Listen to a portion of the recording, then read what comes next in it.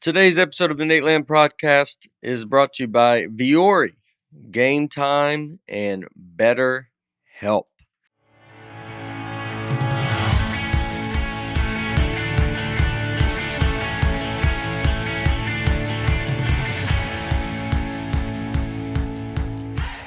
Hello, folks, and hey, Bear. Welcome to the Nateland podcast. Nate Bargatze, Stephen Brian Bates, Aaron Weber, and Dusty Slay. All right. We're all here. Welcome back. I hope you enjoyed the 4th of July one. It seemed hot. I went in the Nateland podcast Facebook group, and people seemed to love it. Yeah. It seemed like their favorite moments were before I came along. But That's true. Barry Sanders was up there. Yeah, it was. Yeah, it was. Yeah. Barry Sanders was probably, wasn't that like one of your baseball story? Yeah, it's a Mount Rushmore moment, I think. Yeah. Yeah, I posted 4 for people to vote on, and that horse divorce and Penguin. Yeah. And if there was a 5th, it would probably been Civilian Station. Oh, yeah. That's still up there for me. Yeah. Good job you compiled all that? Yep. Yeah, good work, man. All right. This was well done. Thank you.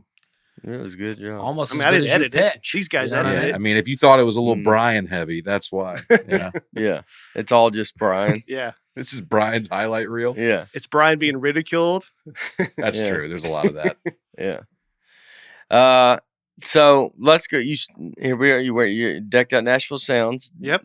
Double Aaron Bates. We had a little 4th of July gathering over our house, and you guys left.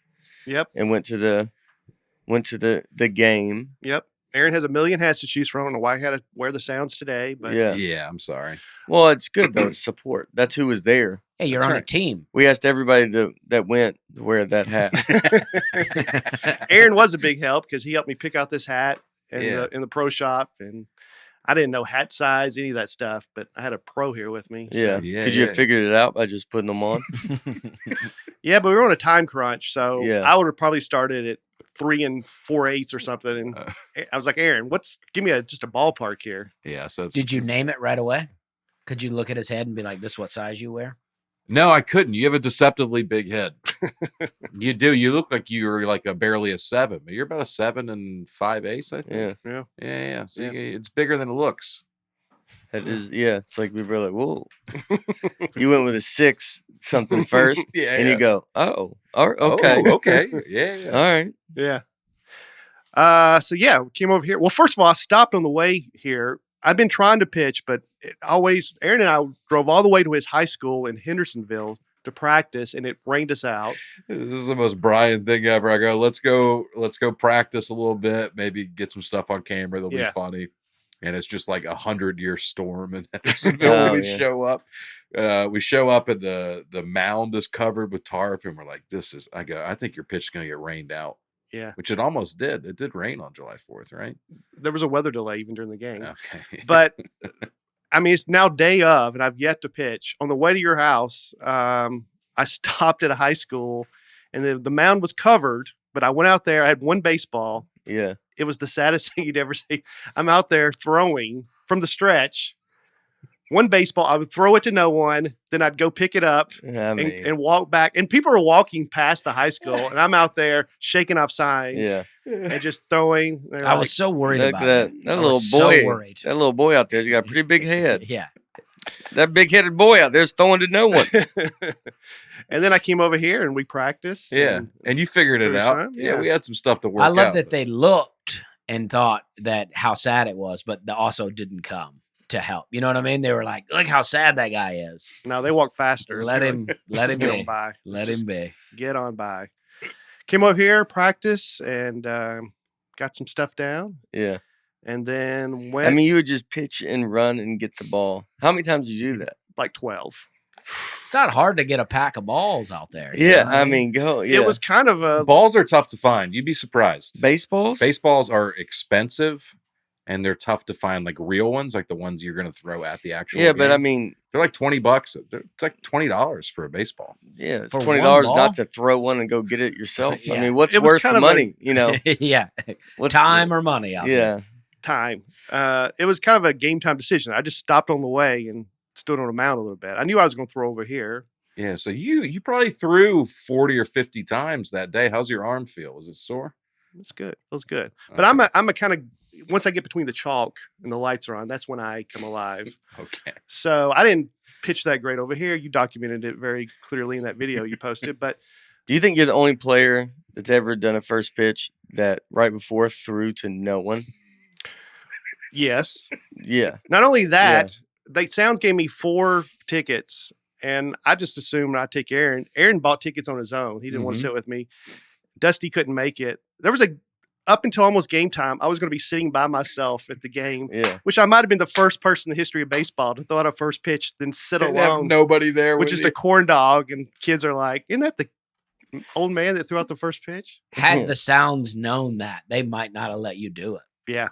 And they're like, this guy's really alone. And You that's going think- to look bad for us. Yeah. You know that sweet video of that kid that's bullied going around asking for a friend at neighbors' houses? Have you seen I it? did see that. It's a very sweet video. I think he could have had someone to throw to. Yeah, because he's a kid. All right. I don't know if that's going to be too mean. I haven't seen that video. I thought, that's all I thought. It's a very, bless his heart, it's a wonderfully sweet, that's all I thought of. My favorite part of this pitch, Brian, and I was here, was they tell you when you walk out, they read a bio about you, and then at the end they say, let's see a strike, and that's where you throw. And you decided earlier in the day you were going to throw from the stretch, right? You weren't going to do a full windup. So you walked out there and you immediately got in the stretch, and they hadn't even started your biography yet. So you had to just hold in the stretch. We watched the video here. I mean, you walk out, they're introducing you. Crowd's going wild. Yep. You immediately so you're on the rubber right now, right? Because I wanted to be ready when. And you're looking at a rooster. You're still on this track. I mean, this is a pitch clock violation. Yeah. People, but see, he stands a little to the People outside. even think that you're winded. I timed it at one point. I mean, that was 18 seconds. That was a very good throw. It was. It was a strike. People don't think so because he dropped the ball, but he has this giant clown glove. Yeah. And he dropped my ball too. My fastball has so much movement on it. I get it, but look, if I throw a curve, it would have just dropped off the table. He wouldn't even lay glove on it. And how about not making a mockery of the pitch by using the mascot? Let's get a real catcher out here. You know what I mean? Yeah. I mean, squat down, dude. Frame it. Have you ever caught a ball before, chicken? I was so mad at him, but then I was like, it's a dude in a giant rooster. He can't even see. He's got a 51-year-old man out there shaking off signs while it's 100 degrees and he's in a chicken costume. You've been in the stretch for 20 seconds. Just there. That's a good pitch. But you sent me the people behind that are watering the field, I think they could have stopped for a second. I think so too. At least, at least, I mean, there's a full-on construction site going on behind you. Yeah. Yeah. I mean, yeah, they could have. But I played it I up. think it's a great pitch, though. I mean, can you show the still photo? Yeah. I mean, you took a still of your video. Uh-huh. Oh, yeah. Look at that. Wow. It's over the plate. Yeah. I think it's a great pitch. I think it's a very charitable angle of how we're looking at it. I thought it was a little low and outside, if I'm being honest. It wasn't a bad pitch, but let's not act like this is a perfect strike, bro. Well, that ball's getting hit for a home run. If there's a batter. Well, that's not what we're even trying to do. I'm just telling you, though. That's getting across yanked. the plate. No, it was low and on the. I painted the corner. Okay. Because I'm not going to throw it just right over the thing. Maybe if it's a left-handed batter, you got him. But right-handed, it's out of the park, man. I wish they would have. Yeah, like we should have seen the little digital box. The center field camera would have been nice. Yeah. I'm surprised they didn't do all that stuff for you. For first pitches, they don't, really dive in. Well, you just suggested a digital box. What? And then I say center field camera, and you act like I'm asking for too much. No, I was joking, saying I'm surprised they didn't. Why would they do this for first pitches? Yeah. I think the point is we're analyzing this more than we probably should. Yeah. No, we're not analyzing it enough. It's not getting the hype it deserves because it was a good pitch. Yeah. That's the truth. If you had messed up, it would be a viral clip. Well, next time, aim for the rooster's face. That's the way to go. Mm-hmm. The funny part is this is probably the last strike thrown for, first 4 innings for the Sounds. Well, I was getting to. Then it was the most breakfast game ever. So then, first pitch of the game, the real first pitch, the guy hits it off the wall for a triple. And I'm joking like, well, my first pitch was better than that. Then it gets worse and worse and worse. The pitcher gets 1 out before he's yanked. Wow. And the visiting team scored 10 runs in the first inning. Wow. Which I gotta think is Nashville Sounds record for most runs in the first inning. Yeah. They lost 19-2. God. Oh, wow. That really set the tone. Yeah. It's like, let's get Bates back out here. I know. Yeah. One time my phone rang and it said unknown caller. And I thought, are they calling me back in? Yeah. Like, could it be? Yeah. Is it, how are the Sounds doing this year? They have a winning record. Yeah. And the Columbus team they're playing has a losing record, but not on breakfast night. Columbus, Georgia? No, Columbus, Ohio. Yeah. Yeah. I doubt Columbus, Georgia has a team. Do they? Last week you were like, I'm in Albany, New York, not Albany, Georgia. You throw out. Listen, I grew up next to Georgia. I mean, I know all the cities. You think everything's Columbus? Yeah. Like everything's a Everything's Georgia Georgia, town. Yeah. Yeah. I'm going to Paris. You're like, Paris, Tennessee? You're like, no. Exactly. Athens, Georgia. Athens, yeah. Rome. Man, Georgia does. They got a lot. They do. Georgia's really got it going on. Mm-hmm. Yeah. They got all the names. And none of the popular ones. Rome? Well, like, Rome. Rome. Rome's I don't know pretty popular. What country is that in, though? Italy. Italy, yeah. Yeah, come on. You knew that. Well, it just didn't sound right. If Rome, you sat with Italy. that for a minute, you'd have figured it out. Rome, Italy didn't flow the way I wanted it Yeah. to. I think It's so popular because you just usually say Like Rome. Paris, France flows. Rome, Italy. It doesn't sound like it has the flow. Uh, Rome, Georgia, honestly, has a better flow. Yeah. It's probably more popular. Yeah. And then in your circles, Yes. I would definitely think. Yeah. Yeah. In your circles, if somebody says, I'm going to Rome. Yeah, in Opelika, if you're like, I'm going to Rome, you're like, oh, yeah, that's a couple hour drive. Yeah. Yeah. When in Rome. Yeah. It's probably the only place in the world where they have to go Italy though. Right. Rome. I'm going to Rome, Italy, and you go, oh, there's probably like a little county section around that just does it every time someone from there goes to Italy. It's like it's almost they go, I don't want to go because it's not worth the constant. We're going to Rome. You just don't tell people. I have an aunt lives over in Rome. No, Italy. no. I'm talking about the real Rome. Yeah. Like in Italy, you don't imagine that happens a lot. Where they're like, I'm going to Rome today. And they're like, Georgia? Yeah, no. Probably doesn't happen a lot. I don't know if anyone's ever traveled from Rome, Italy to Rome, Georgia. I don't Maybe. know. That'd be interesting to see. What if they're hitting all the Romes? Yeah. Roaming of the Romes. Would be fun to go, what's your favorite Rome? Yeah. Roam around and find out your favorite Rome. The Rome. Yeah. So if you live there, you're a Roman. If you live in Rome, Georgia. Yeah. They have their own little Coliseum. Yeah. I don't know. Paris, Tennessee has its own Eiffel Tower. Does it? Mhm. I know Paris, Texas does. I just went out there to that. There's a Rome, New York, too. Oh, yeah. That's where Woodstock was, I think. Woodstock 99. Oh, there you go. There you go. You got some fun. A little quick trip. Yeah. Go to Rome, New York, Rome, Georgia, Rome, Italy. Is that the only Romes? Well, I think I can probably dig down It's and find enough. other ones, but that's enough. Yeah. It's enough. Too many, really. Yeah. I don't know how much time we have to go down. So awesome. Well, It was fun. congrats. Thank Yeah. you. Great pitch. Thank Better you. pitch than mine. Yeah, they told me that. Yeah, I agree. It was better than mine. I was very happy because when you guys left, I was like, let me know how it goes. And you were like, I will let you know. And then I didn't hear from you for a long time. Yeah. I thought this must have went really bad. Yeah. I would have told you right away if it went really bad.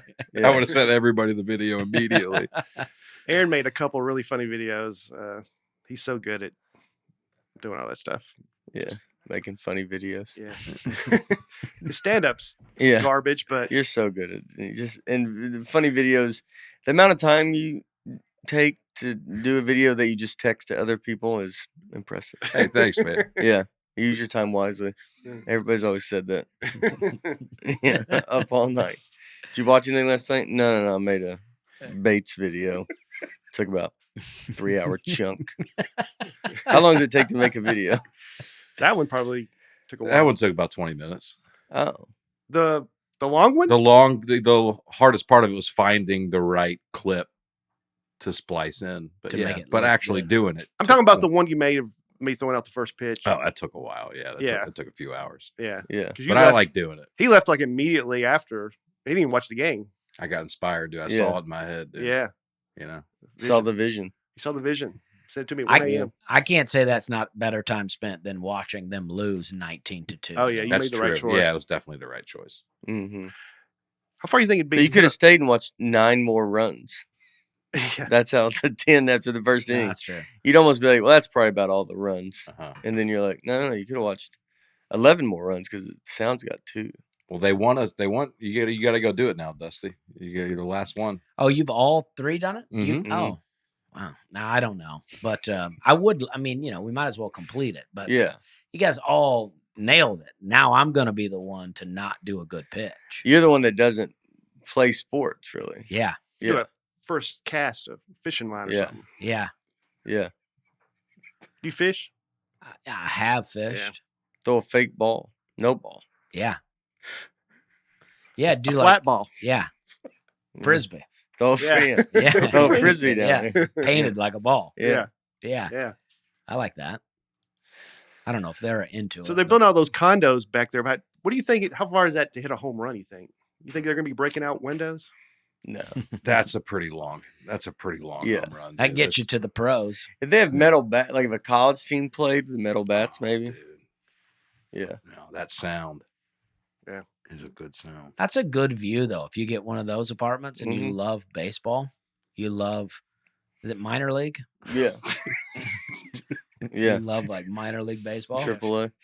You thought this might be Major League Baseball? No, I know it's not Major League, but I don't know what they call it. Yeah, the term. Yeah, it's minor league. Yeah. It would be. I know it's not Major League. Mm-hmm. Yeah. I went to I went and did should be Bert's, the Fully Loaded, and it was very fun. That's a baseball stadium too, huh? Yeah. No, this was an amphitheater in Huntsville. Okay. But it's like, I mean, he's got a real thing going, man. I mean, I saw Larry the Cable. We golfed, him and Chad Daniels. Yeah, he wasn't at that. I mean, I wasn't at that one, but yeah, Jelly Roll was there. Very nice guy. Yeah, he is very nice. And then, it was a super fun. Ralph Barbosa time. there too. Yeah, very funny. Nice guy, very funny. Yeah. And this was at a brand new amphitheater there. Mm-hmm. It was the amphitheater is super cool. And it's just, Bert just does a great job. It's like a fun show. That's and awesome. I really enjoyed it. With something like that, though, is it outdoors? Mm-hmm. I mean, is it just a party, or are you like really able to like tell jokes? No, you're able to tell jokes. I mean, it is a party. Yeah. But it's like when you walked out, I mean, you're able to tell jokes, and their audiences are awesome. Percentages, you think, what's like the shirt on to shirt off ratio out there? It felt like a lot of shirt on. I didn't feel, I didn't notice anybody with a shirt off. Maybe when Bert walked out there, they're out in the parking lot. When Bert goes out there, people get Oh, after it, and it's not, it's always guys who shouldn't be doing that. Well, when I worked with him before, everybody that took pictures with him would take their shirt off first. So, I mean, Bert has to rub up against a lot of sweaty, shirtless dudes. Yeah. I mean, a lot. Yeah. Look at that. Yeah, Big J. I mean, the whole thing was like just super fun. Cypher Tiffany sounds. Haddish. Yeah. Yeah. A good time. You also did the NHL awards since we. Oh yeah. Yeah. Oh yeah. I did that. Oh yeah, we got to talk about that because you workshopped a little bit what you're going to say, and it changed pretty dramatically. I could not find a good video of it. Mm-hmm. I saw a few sort of lower quality ones that people when I posted. Took. Oh yeah, awful quality. But if you find a good one, let me. Is it the audio? Can you hear the audio on it? Where did you post it? From Nateland? Yeah, I think it was just in the story though. Yeah, I may still have it. Yeah, make it go away in 24 hours. I ended up. I did meet the guy that wrote it was a comedian. Oh, okay. And which you could tell because it was written. It made sense, like the way it was written was like it was a joke. Yeah. And but we did I had the thing up with Connor McDavid when I walked. Like someone I was sitting in the front row, so they had seat fillers. And so when someone get up, it's like someone come sit down. So before the show starts, we're in the front row. Like Connor McDavid's at the very end. Me and Laura in the middle, and Darius Rucker and whoever he was with. And so we're sitting there, and then someone comes up to me, and they're like they're like Connor McDavid, and they come to me and ask me if I'm Connor McDavid. And it's just someone that, it's just a lady that doesn't really know. And I was like, no. I mean, Connor McDavid is the Michael Jordan of hockey right now. Yeah. So, I mean, he's a big dude. We look obviously nothing alike. And so then I just quickly made a little joke about. So then right before I went out, I was like, maybe I'll mention that. I don't think that part's on there. But so that's not. Did that pay off though? Sometimes I feel like I think of a joke like right as I'm about to go on, and I do it, and I'm like, shouldn't have done it. Yeah, it got laughs. Yeah. It got laughs for sure. I am presenting the Norris Trophy for top defenseman. Thank you. A big part of this. I've never defended anything in my life, so I'm not, I'm very defensive. My wife tells me that, when I golf, and she's like, you golf too much. It's like, why don't you back off a little bit? I barely get to golf, only a few days a week. And I travel a lot. A lot of you guys, she's gone a lot. My wife has to do a lot of discipline our daughter on her own. And so she'll get me, like, when I come home, she's like, look, you got to discipline our daughter as well. She tells me I'm not, you're not her friend. She's your daughter. And she's right, because she's my best friend. And my wife's defensive, actually, now that I talk about it, So here are your findings. All right. Shut that off my television. That's well done. Yeah. It was, It was fun. It was fun, like, in the moment, do something live like that. And it was like, I was happy. Like, that's something you got to work on to get better at being able to do that. Like it's something that, like, you're like, all right, like, it just takes years of. Yeah. Also, not a comedy audience. No. So you're like, I could bomb super hard. Yeah. And like, they were even telling me, like, before I went up, they're like, if you don't get a laugh, like, it's like, people are, who's paying attention. Right. But when I went up, I mean, being at home helped. There's obviously a lot of Nashville people there. So, and then I did that beginning thing with Connor McDavid. And then, so that brought him in. It's like, and that was a very in the moment. I remember Chris Rock told me once, like, I was doing panel for the first time. And he was like, just watch this show. He's like, because you're going to end up, like, he's like, make everybody, and I still, I've done it where I watch the show. I have not yet to bring something up about it. But he's like, just sit in the green and watch the show. Like, I'm sure someone's going to say something that then you can come out and be like, hey, this thing that and then you kind of go off on that. And like, that's where Chris Rock's very good at. So you see this picture the Tennessean chose for you. Yeah. For the article is insane. Yeah. That's Laura talking to Barry Trotz in the background. Oh, that's cool. Yeah. I talked to Barry Trotz and you look David. mad about it. Yeah. You look very mad that she's talking to her. Yeah. It looks like that guy asked me something. I go, what'd you say? Yeah.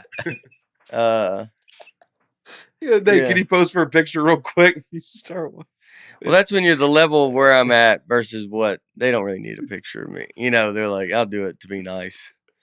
I think he's asking me, do you mind if I take a picture? And I'm trying to. And you're like, what? I'm like, yeah, what'd you say? And I go, oh, yeah. And he goes, I already got it. Yeah. You go, all right. That's fun. Good stuff. Yeah, man. It was good. Laura looked great. And like, it was, talked to Barry Trotz. And it was super fun, man. And it was fun to get to do it. Connor McDavid. So afterwards, I was like, I was going to try to say, like, hi to him because I made that joke about him. Mm-hmm. Somebody said I didn't make a joke about him. I made fun of me. But I was just going to be like, hey, man, just, cool to meet you. I mean, he's won 3 MVPs. I mean, he's LeBron right now in NHL. And then I went up, I told one NHL guy, I was like, I was trying to say hi to Connor McDavid. And they were like, oh, he's a big fan of you. Wow. And he goes, here, let's go back. So I go back to where he's taking pictures with the Hart Trophy and like all the trophies he's won.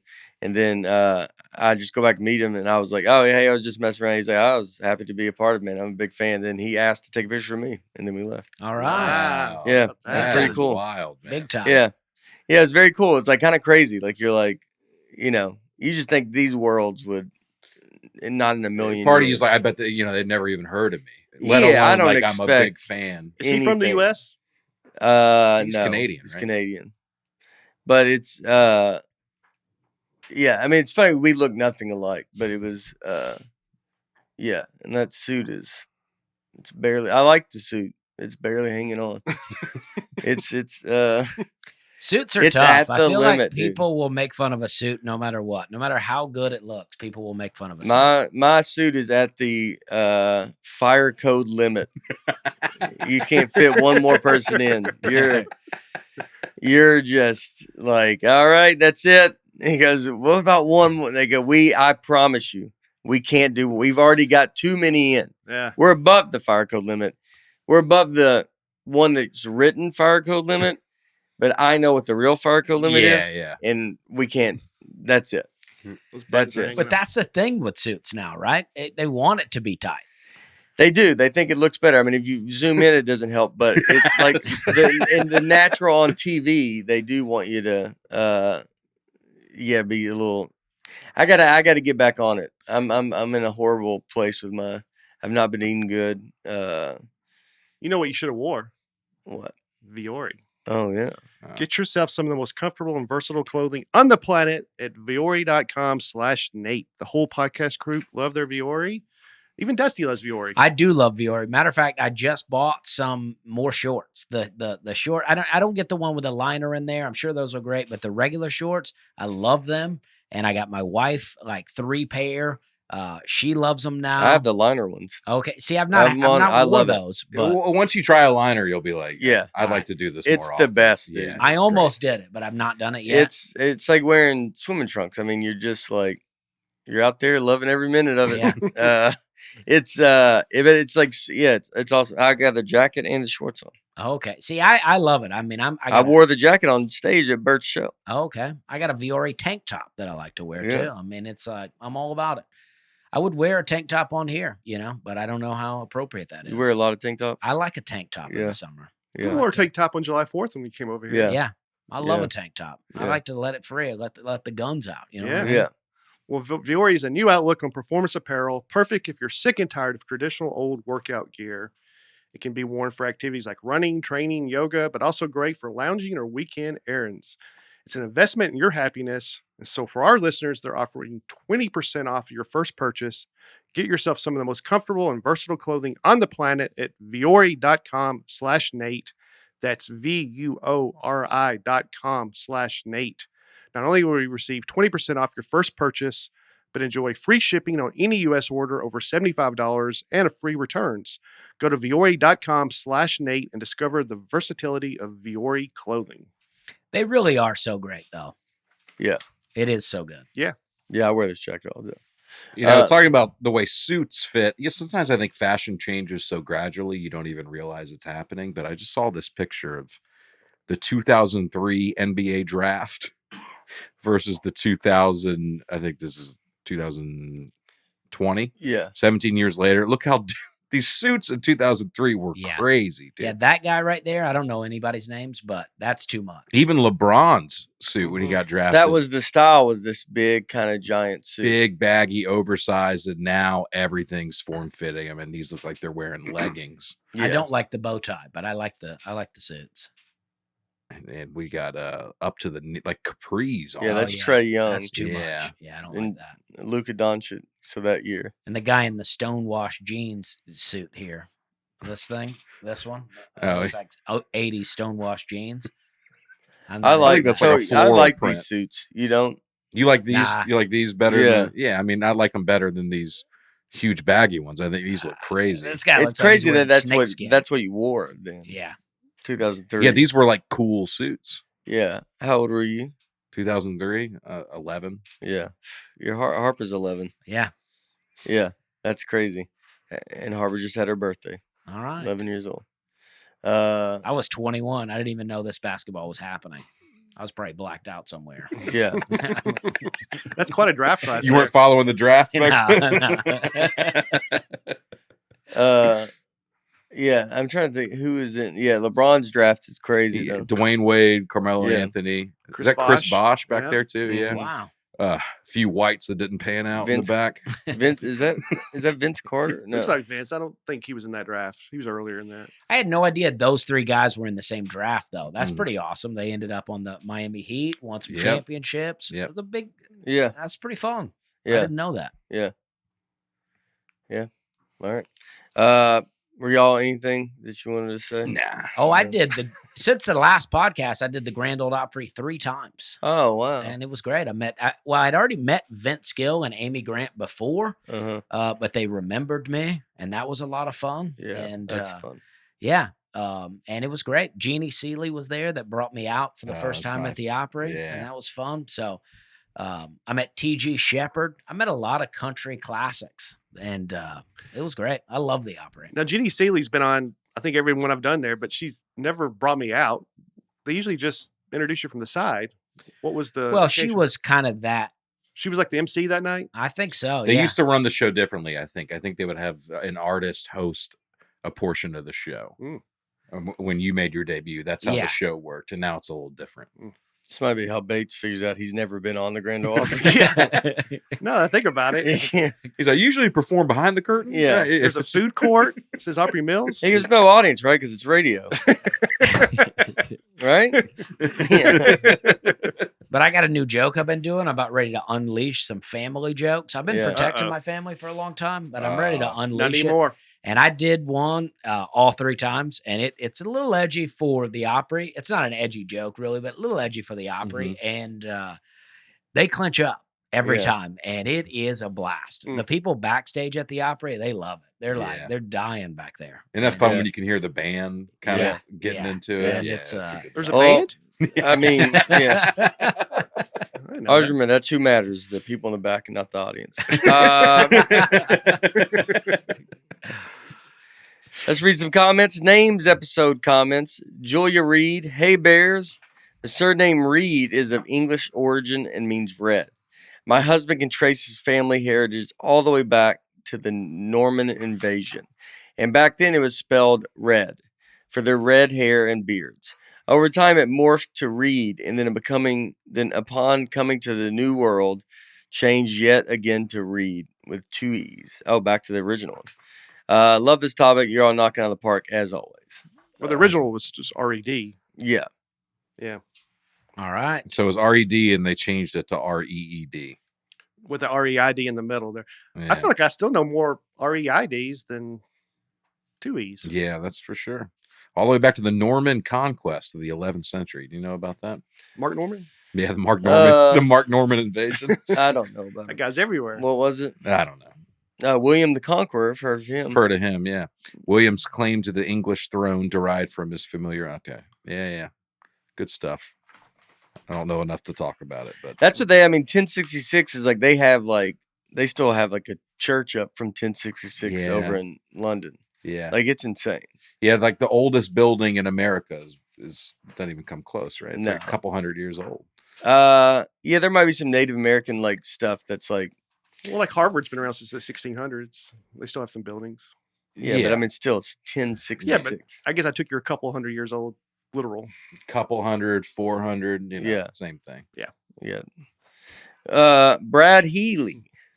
Heard a comment last week about not being able to name your kid a name that is a royal title in Australia. This is true. We applied to have our first son named Duke and were turned down, so we named him Duke. Pronounced the same. The poor kid will just have to spell it out for people for the rest of his life. D-E-U-K-E. I love the name Duke, but really, way to do that to your son. Duke. Yeah. Duke. You could have gone Duque. But I love that would be spelled the same way. I love the name Duke. Had I not named my daughter Daisy, my son would be named Duke. Yeah. But D-E-U-K-E sounds, that's how you would do it. I would have put a little accent over the E. Mm-hmm. That's all you got. Then it's Duque. Duque. Mm-hmm. Oh. But Duque. I don't know if they'd allow that on the birth certificate. Yeah. Why would they allow that? It's a totally different word, different letter. Bu-cee is a lot like Dookie, though. That's not really what you want your son to Well, be. they're all pretty close to that. Well, you know? yeah. But Dookie, that sounds like Joe Dirt. Deerte, you know. I think they wanted to class, after Brad, they were like, let's class it up a little bit, let's give this boy a chance. I think Brad said that he had another son named Dustin they called Dusty, and they were talking about naming their daughter Daisy, but didn't want to do it because of Daisy Duke. Same as you. Wow. All right, Brad. This guy's in Australia. That's the Australian Dusty. Yeah.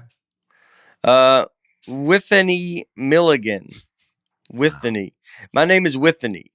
My maiden name is Anderson, and for my dad's entire life, he was always having to correct people when they mistakenly spelled it.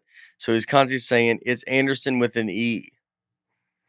Anderson instead of like typically with an O. Oh yeah. Oh, so the correction wasn't Withany. Yeah, it was Withany. the Anderson problem. He said this so much that when my mom told him they were expecting a baby, automatically came up with the name Withany. My name is truly the best dad joke there never. Withany. There never ever was. Though it doesn't make much sense after I got married and my husband's name is Milligan. Withany Milligan. Wow, that's pretty fun. Withany. I was making fun of that, and deep down still am, but that is really fun. With an E. With an E. With an E Anderson. With an E. Yeah.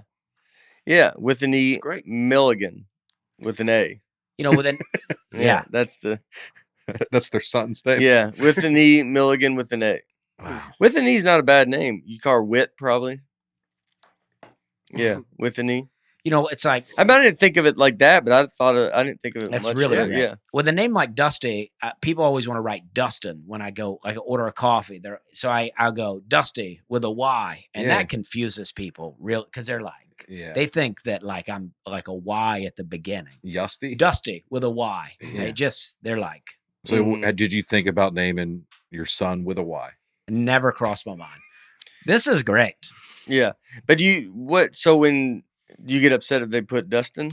I don't get upset about it, but I just don't know why they can't hear what I'm saying. Yeah. Dusty. And then it's Dustin. I think you're hearing name like it's like I feel like Starbucks has got to a point. I have a where it's like they're just like there's so many like it's like just it's like how much time can you like be like what is it? Yeah. I'll say Nathan instead of Nate because Nate sometimes they don't hear right, so I just say Nathan. So it's like the least. There's no conversation. Aaron has a system that he likes to do. I always say Doug because there's no follow up to Doug. I think Dusty, you're a lot to take in a split second. Yeah, they work and they look up and they see you and then you say Dusty and they're like, what? Yeah. They want you to be Dustin because Dusty's going to rob this place, but Dustin. Well, I do think sometimes get in his car and go home. Mm-hmm. I do think sometimes that they're like, did he say Dustin or Dusty? If he said Dustin, I don't want to write Dusty. They feel like they think they're going to offend me. Yeah. So they go safe with it. You err on the safe side. Yeah. It's your D-dog. Tom Etton. At the risk of stating the obvious, Monty Python produced an entire film based on the life of a biblical era Brian, featuring much irreverent humor, including a crucified Brian singing, "Always look on the bright side of life." Oh. Yeah, so I've never seen Life of Brian, which my parents wouldn't let me watch a lot of 1970s British humor based off making fun of the Bible. Yeah. I did try it because so many people sent us that. It's on Netflix. I watched 20 minutes of it. I couldn't do it. Yeah. It's I do like the old couldn't British do humor, it like you just didn't like it. I don't get into that one either. Monty Python. I like British humor. The accents were so thick. Blessed are the cheesemakers. Yeah.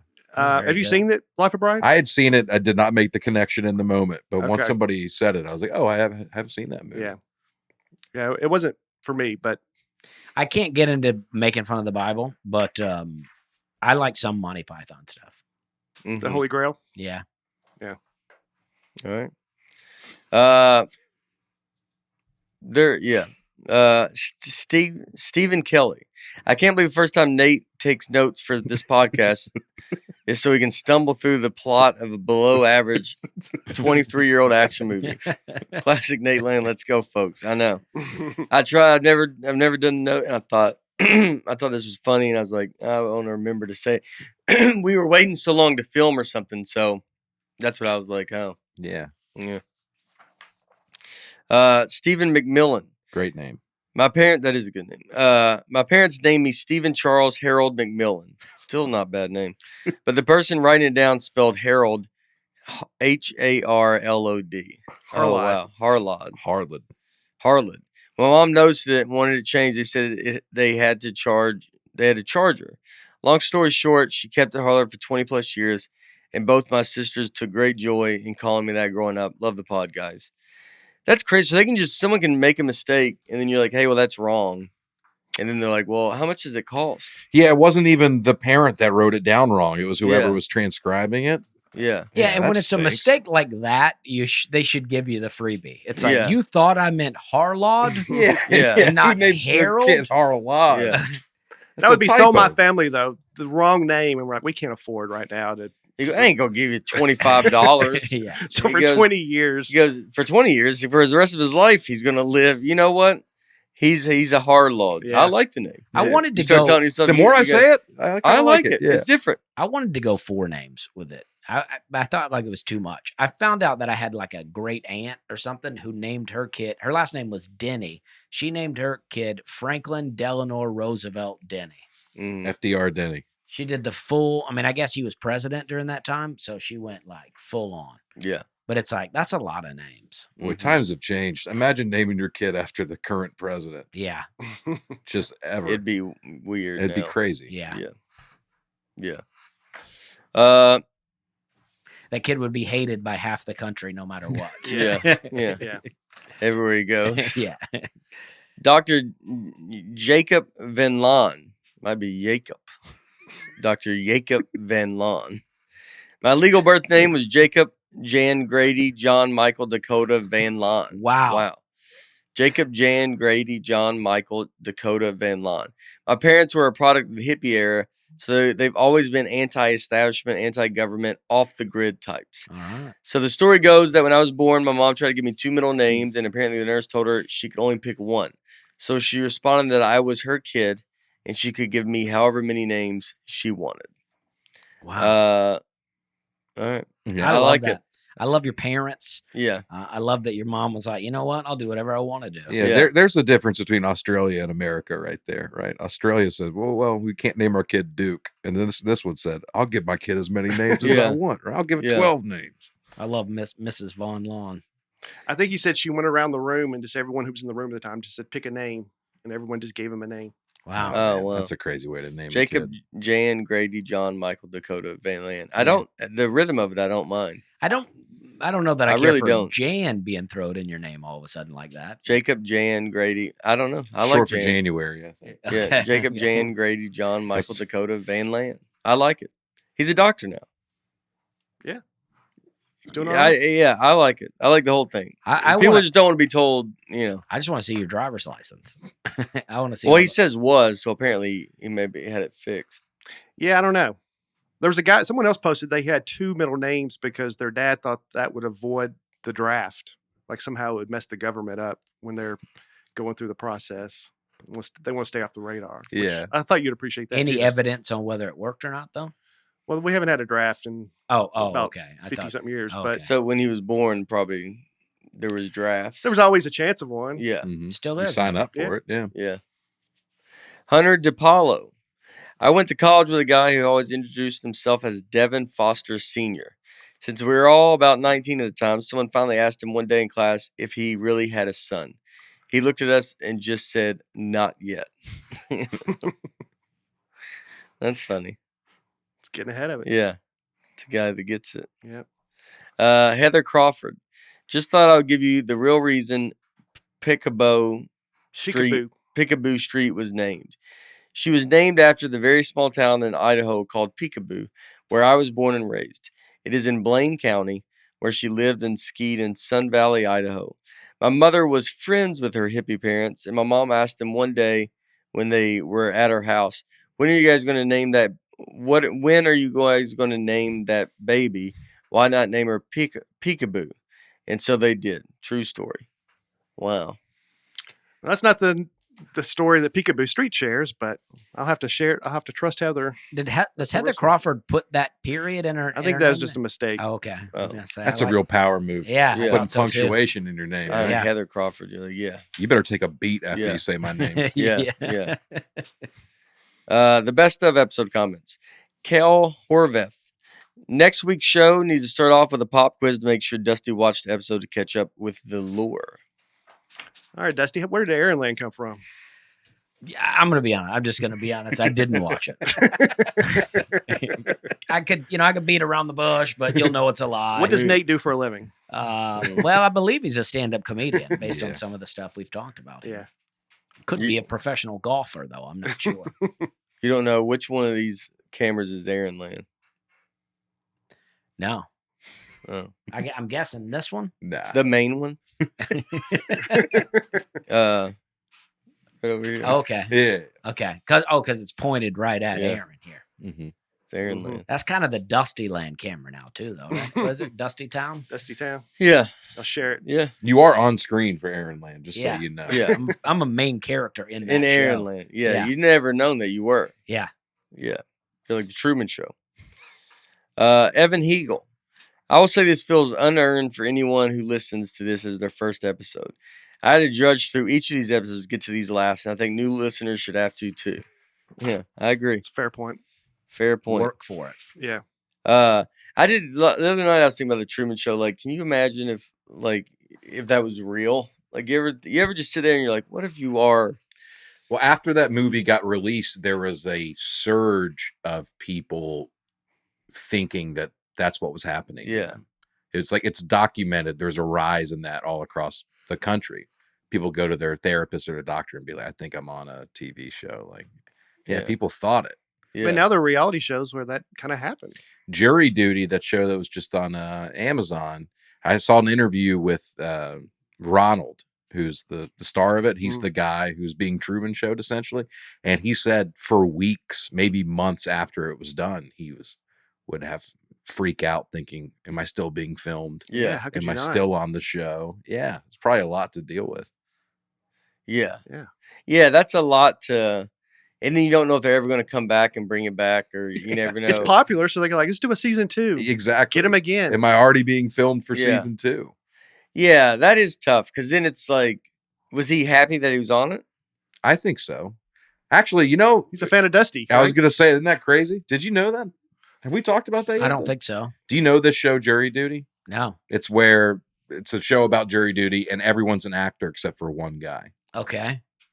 And I went to the guy's Instagram, or my wife did, and scrolled down, and he's a Dusty Slay fan. All right. Was that one of your shows in San Diego? A picture at Acme to say, we're having a good time. That's what I'm talking about. You're going to watch the show now. Yeah, I will check it out. This was the guy who didn't know it was filmed? Yeah. Yeah. Yeah, I like that guy. Probably a little paranoid now. Yeah. He's more of a Dusty fan than ever. Government's watching. Probably trying to come to bond with me. Yeah. He's in now. Yeah, I get it. Yeah, that is weird that you'd always would just be like, you just really have to have some trust, and you don't know if any situation, like anything that happens weirdly, yeah, you go return something and it's like becomes a problem. You're like, all right, dude. And you're like, are y'all filming something? And then everybody's like, are you insane? Yeah. Yeah. You think you would watch a show like that if it were on? Just seeing, well, everybody watched Jury Duty. I've not watched it yet. If there were a Truman 24/7. Well, Big Brother was kind of that. They just knew they were in there. They knew they were in there, but it's the idea that you're watching a regular guy. Like he lives in a bubble, and he's been there since he was a baby. And then they do it. I could see it eventually happening. Yeah. Mm-hmm. Like eventually it's just in the futuristic world, we just get so detached from growing up like a regular person that you end up paying to watch regular people live in this like bubble life. Oh, that's an angle of it I hadn't thought about. Yeah, like you're just like, say we're in VR worlds and you're just like, or whatever it's gonna be, and then you're just like, oh, we're gonna watch. Here's a kid that grew up in this like a zoo. Yeah. Because you're fine with zoos. I know it's animals, but like once you get, it's like I feel like stuff's getting so desensitized to humans even. Yeah. No one's even looking at people. Don't look at people as like a person. Mm-hmm. And so it's like eventually, when is that going to click over till you go like, yeah, I'm just watching a video of this. I mean, 50 years? I don't know. Yeah. Could be. Like, why not? Wow. Yeah. Yeah. I think about sometimes if I'm having like a boring day, if I didn't do anything that day, I was like, if this were the Truman Show, this would be a tough episode. Like, not a lot happened. They'd have to spice it up. Like, that's when I think you can know. That's when they would send the friends over. Yeah. They would send that buddy over to go, let's have a 6-pack. Yeah. Right. Yeah. Or they'd be airing a best of that day. Yeah. Yeah. I think you would always have stuff going on. You'd have to, like, that's when you can tell you're not on it. When you're like, when you got 2 days on the couch, you're like, I'm pretty safe that. You're just like, oh man, I think my show got canceled. Oh, your show is Aaron Land has been off the air. Aaron Land's, no one's watching anymore. They can't see it. Yeah, imagine that. You think that you're being filmed and then you're not anymore, but you're still like doing stuff to entertain the camera.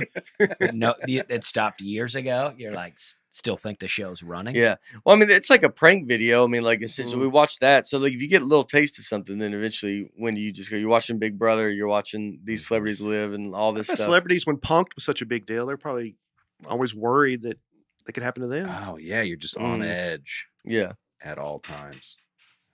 Is like I've been, you see those clips online of like people doing pranks where they act like they're gonna fight a guy or they talk about it. And then the person, like, then hopefully the person just beats them up. But I mean, that, like, I'm saying, like, that the kid that does that does not think that other person is a person. I agree. He really is just has a zero empathy at all. And so he's, they're on the phone going, oh, I'm gonna fight this guy or whatever. And then the guy fights, and then they yell at the guy for overreacting, going, it's a prank, dude, calm down.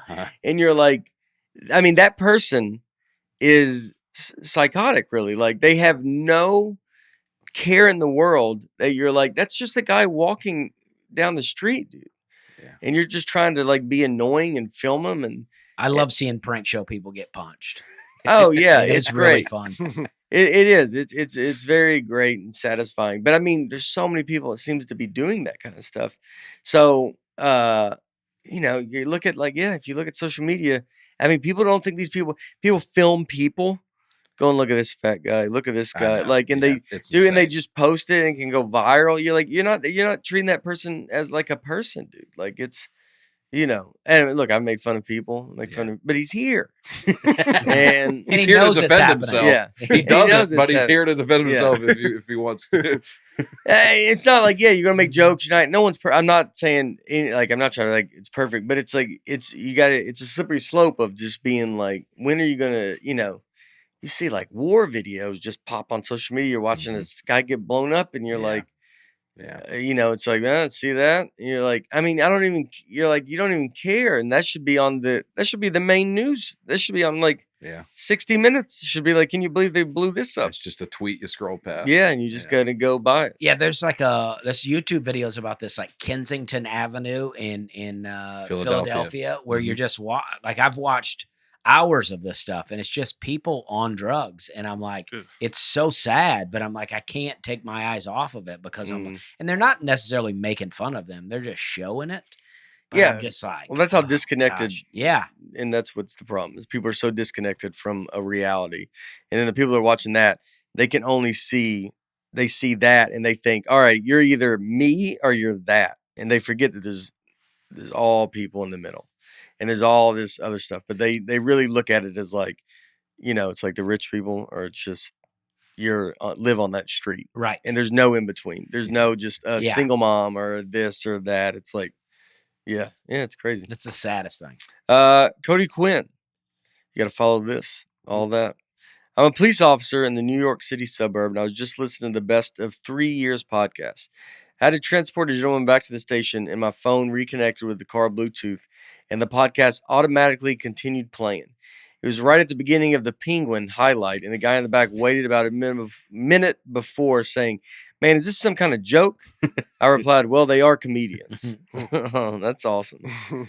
See, we just talked about all that. We're in the police cars. Really starting to get a new audience there. Yeah. Maybe that guy is in jail now, sharing this podcast with his friends. Maybe he got out. Yeah, maybe he got out and found and went and found. He goes, I got to find this one podcast I used to listen to.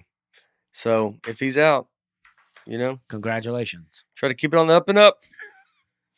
Aaron, you know what time it is? Well, I think it's game time, brother. It is game time. Since we are so busy, the only way we buy tickets is last minute. I do schedule things, but Game Time has great deals on last minute tickets. If you're learning about something last minute, and that includes their best price guarantee. Look, Game Time is the best way to buy tickets. It's an easy way for all the sports, music, comedy, and theaters near you. We like the Game Time app because they make it so easy to see the seat views right there in the app. I mean, how many times have you been burned? You think it's a great ticket, and you show up and it's an obstructed view, or you don't know where the field is. This is quick and simple to use. It's the only ticket sales app that I know of that offers lowest price guarantee, event cancellation protection, and job loss protection. The fastest growing ticketing app in the country for a reason. Find out why yourself. Snag the tickets without the stress with Game Time. It really is awesome. Download the Game Time app, create an account, and use code NATE for $20 off your first purchase. Terms apply. But again, create an account and redeem code NATE for $20 off.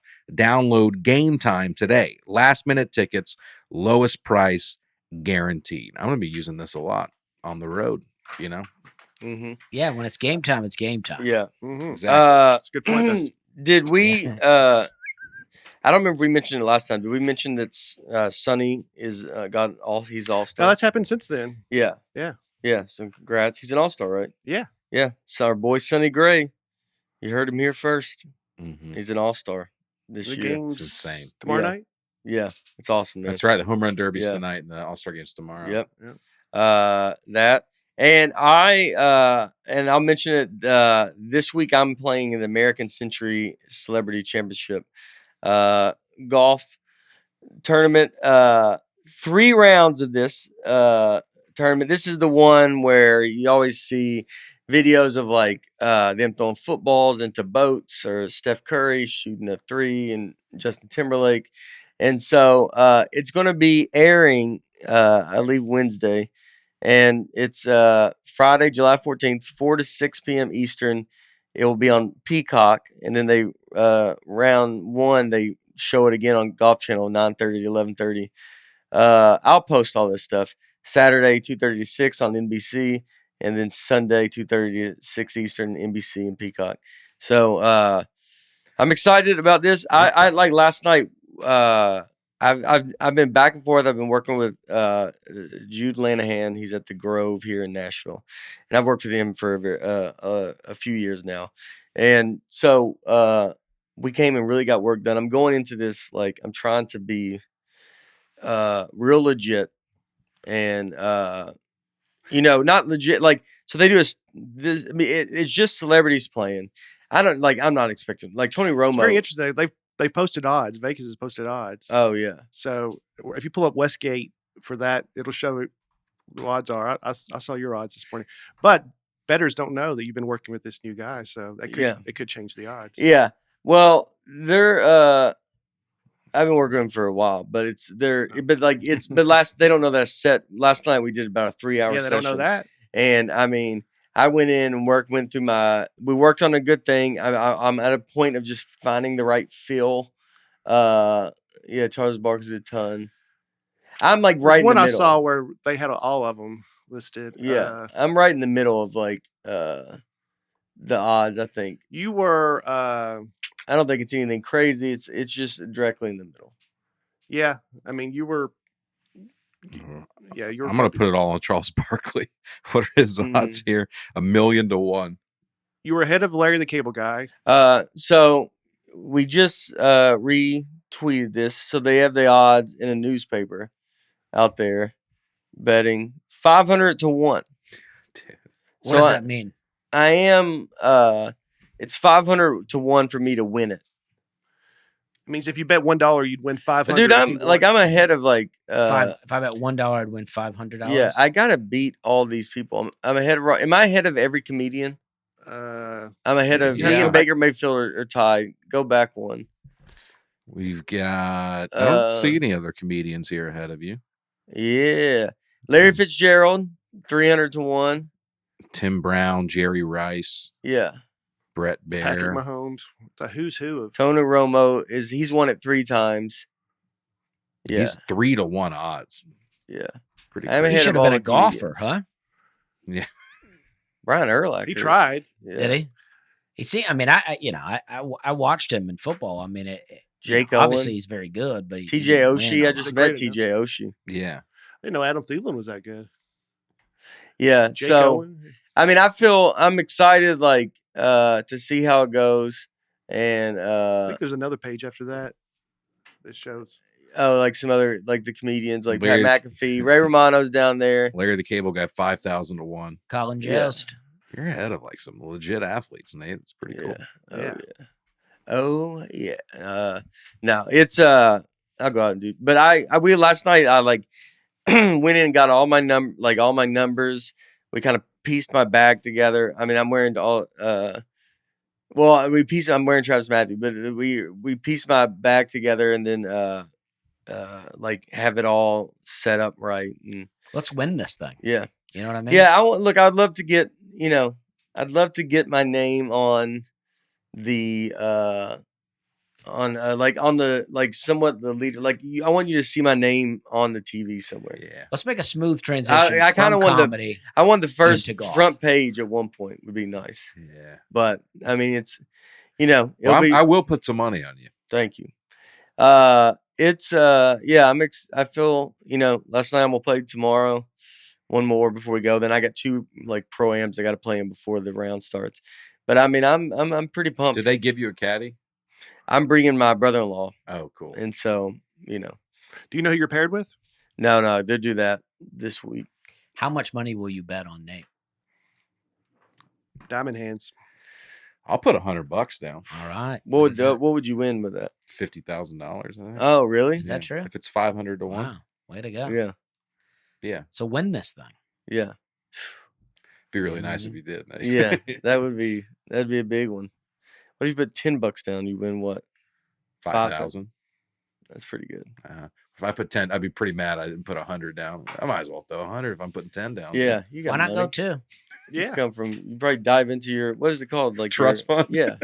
You think you can open it up? Not have a trust fund. You think you can open your trust fund up? Just reach under the couch, pull out a spoon. Yeah. All right. This week. This week we're talking about cars. All right. I love cars. Yeah. You do? I'm not a car guy, but I do love them. I like cars too. I would like to become a car guy. What's the difference between a car guy and a guy who loves cars? Well, I think I have a type of appreciation love. You know what I mean? I'm not working on them, but I like that I love that they exist. You respect people that do work on them? Well, yeah. Okay. But I wish I could work on them. Yeah, me too. I wish I knew more about them. I really like driving. I think it's. I guess I wish I knew. I don't know how much everybody knows everything about a car, but. Well, when I found out that we were doing this, it made me want to ask you guys, what were your first cars? What's the first car that you got? Mine's a Mazda 626. Oh yeah, called Old Blue. That was pretty fun in high school, huh? That was a nice car back then. I mean, maybe it still is. It was a 1985 Mazda 626. No, not. It was I was the car that made fun of. Okay. I remember a guy. But Old Blue 626. I loved it. And it looked nice. It was a good one. It looked great. Yeah. It was a 19. Yeah, this was 97. So it was a 1985. Mm-hmm. And stick shift and I enjoyed it. Old Blue is everybody knew the name, Yeah. Had a tennis ball on the stick shift thing because it was so sticky and because all the tape came off. It's just such a. Was it a manual stick shift? I like that instead of the 8-ball shifter, you had the tennis ball shifter. Yeah, just cut up. We could afford the random tennis ball. Found one, just cut it, plopped it on. I've known people who've named their cars. You called yours Old Blue, but that sounds like more I mean, like they named their like name. Well, what'd you have? My first one was a 1979 Chevy Nova.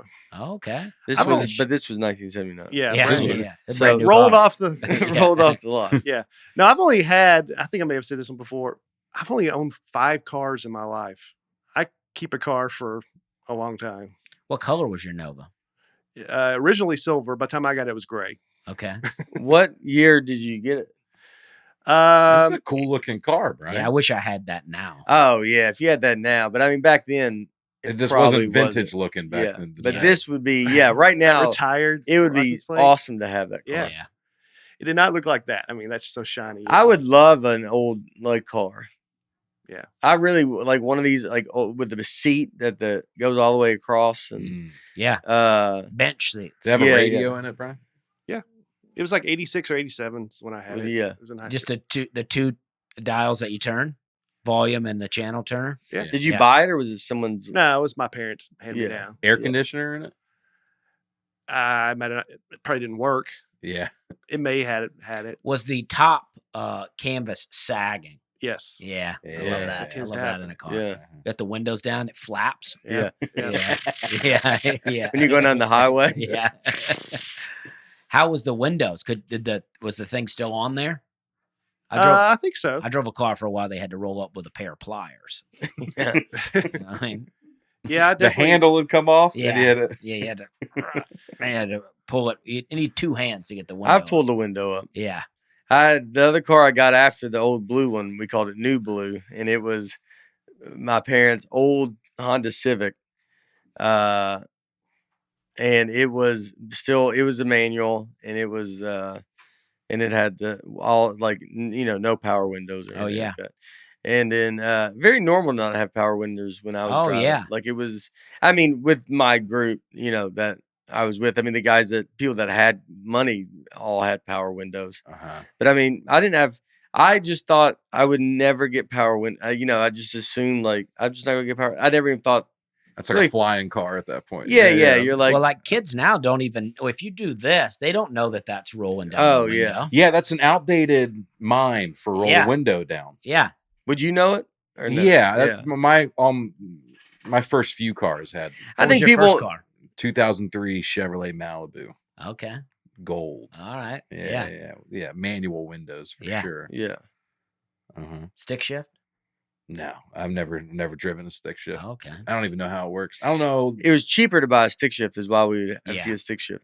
And my parents had their old, I mean, my parents bought a car. When they were young, they went and got one off the lot, like just a typical, someone that you have no money, no credit, no anything, but you get talked into, oh yeah, we can do this. Mm-hmm. So they do it the cheapest way. When I was like a little kid, they buy no air conditioning because it was cheaper. And then they don't really, I mean, it's like summer comes around and it's just brutal. Yeah, that's one of the more important parts of the car. Yeah. For sure. Brutal. I had a 84 Bronco 2 and stick shift, no air conditioner. It wasn't broken. It just didn't have it. Yeah. I had pleather seats in there. I had to ride with my shirt off all the time. This car looks sweat. Awesome. It was pretty great. Did you have a tire on the back like that? Yeah. I had but it was, the motor was all raggedy. They had like a Mustang motor in there. And so where the starter, it didn't really match up. So when you would crank it, it would go like every time. And that was the worst part. That's the most embarrassing thing about it. It was more like this red one down here. Oh, yeah. Yeah. I mean, it's like that's the stuff that people don't realize, like how much you have to deal with your car. Like, I think, it's talking about like the people that don't live in reality, but like there's people that don't realize like how much you have to like growing up. Your car, you're talking about it almost every day because something doesn't work. Yeah. Mm-hmm. And it's just all the time is just like, yeah, my window's not going down now. So, I mean, I remember mine would just fall straight down. Oh, yeah. Sometimes you'd be going down the interstate or somewhere, it just goes boom. And you're like, hey, and it's like, in the window. And then you got to like try to get in there and like get it back up and sandwich it in until you can go get it. I mean, yeah, you just have to work on your car all the time. Oh, yeah. Always something. I had a full-size Bronco after that car, and it would when you would drive, and then when you would stop, the water would just spew. I had to carry a jug of water around with me because it would just stop and then it would spew all the water out, and then I would have to pour more water back in there. We never figured it out. Yeah. My dad, I had a full-size Bronco, 89 white Ford Bronco. So cool looking. OJ. Yeah. I mean, my dad, OJ's was a 90s model, I think. Mine was an 89, but my dad took it while I was at work because it kept breaking down. He took it while I was at work. He took this cool full-size Bronco, traded it in on a 99 four-door Saturn SL. So I rode into work in a Bronco and came and left in a four-door Saturn. I mean, Did you have any idea that was happening? I knew he was taking it and trading it in, but I had no idea what he was getting. Yeah, what a downgrade it would be. I mean, that car did me well. I mean, I ended up, that was the practical car for me. I ended up flipping it later, but it was the car I needed. Flipping it like a wreck? Yeah, I rolled it and just like driving impaired. Yeah. Oh yeah. Oh, and I drove it. I flew off into a marsh in Charleston. I rolled it. Landed on the roof. You flew off into. Yeah. Like, I don't know. I hit something and it flipped the car.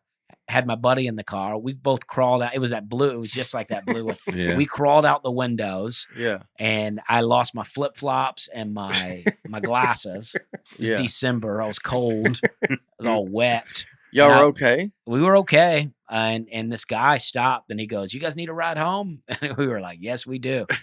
And my car was upside down, headlights pointed in the woods. You just left it there? We just left it. It didn't hurt anybody else. So we just left it. And then I tried to call some tow truck companies to get it. And they were like, "The cops already know about it." So I just went to sleep because I was like, there's nothing I can do tonight that's going to help my case. Yeah. And I woke up the next morning and went and had to get a release form from the police station, and nobody asked any questions. I just got it, and I mean, it was totaled. I mean, it was done. That was it. Yeah, I mean, now had I been in the Bronco, maybe I wouldn't even flipped it. Yeah, it's your dad's fault. Yeah. But that car was great. But we called it Pooh Bear because it looked like the kind of car that would have a Pooh Bear sun visor in the back to protect the kids. Oh, yeah. It does look like that. I mean, it was a real, it was like, talk about like one day I'm driving a car that girls like, and the next day I'm, driving a car that no one likes. I mean, it is. Well, Saturn was a good car that like just a lot of people, it just was a car that was reliable. They were built here. Very well built. Spring Hill. Were they really? Tennessee? Oh, wow. Yeah. I remember when they came, the Saturn plant came, it was like a big deal. Wow. Yeah. It was such a good car. Stick shift. It didn't have power steering. It was like really hard. I mean, it was the base model. Yeah. But man, I got a lot of miles out of that thing. That's where I started selling pesticides in that car. Oh, wow. Yeah. I had a 1986 Mercury Lynx. Oh, I don't even know the Lynx. Nobody did. It was basically a Ford Escort cheaper version. Ford Escorts were popular in the late 80s. I remember the Escort. Yeah. But we couldn't afford Escorts. So my dad got me a Mercury Lynx. It looks something, kind of like that. Yeah, right. Maybe that's what Alan Jackson was singing about. Yeah, that one is one that's not really held its own. Like you don't look at that one and go, "I wish I could get that one." Yeah, it doesn't look cool now. I mean, like if you were like a crazy car guy, you could. I'm sure someone would be like, they love it because it's like no one made this car when they, Alan Jackson says, "I'm going to buy me a Mercury and cruise it up and down the road." He probably wouldn't think about Mercury Lynx. You don't think so? No. Well, maybe. Our family car growing up was a 1991 Toyota Previa. Oh, yeah. Minivan with sliding door only on one side. Oh, yeah. I remember when that used to be common? Oh, yeah. I don't think there was even... I remember the first time I saw a minivan with doors on both sides. Like, wow, y'all can get in and out of there so easy. Yeah, I never even thought about that switch they made when they went to the two-door. It was. I remember we had a white van. Ours was white, and I remember I got paintballed one year by a senior prank. My dad was a high school principal, so their senior prank was they paintballed our family vehicle. That's vandalism. Straight up vandalism. Yeah. Kind of funny, I guess, but there's some big dents and a lot of stains all over it. But one day we were at the ballpark for my brother's baseball game, and that sliding door just slid right off the car. I think you've told this story. Parking lot, and had to be held on, bungee corded back onto that car. Yeah. That's stuff you don't see today. It's like a whole door being held on. Griswold vacation. Yeah, it's crazy, man. Apparently, that was a big problem with that particular model car. Because I remember my dad looked it up, and a lot of people were. The door just slid right off, man. You just put it right back on. Huh. So I love that. The first car was invented by Carl Benz of Mercedes-Benz, 1885. Went about 10 miles per hour. I wonder if that was like, you were like, that's fine. Yeah, you're like, back then. Motion sickness. Yeah. It's a roller coaster. But it was so expensive, nobody could really afford it. The first car that most people could actually afford was the Ford Model T, built here in America in 1908. It cost around $850 when it first came out, but in 1908, by 1925, it was down to $260. Oh, wow.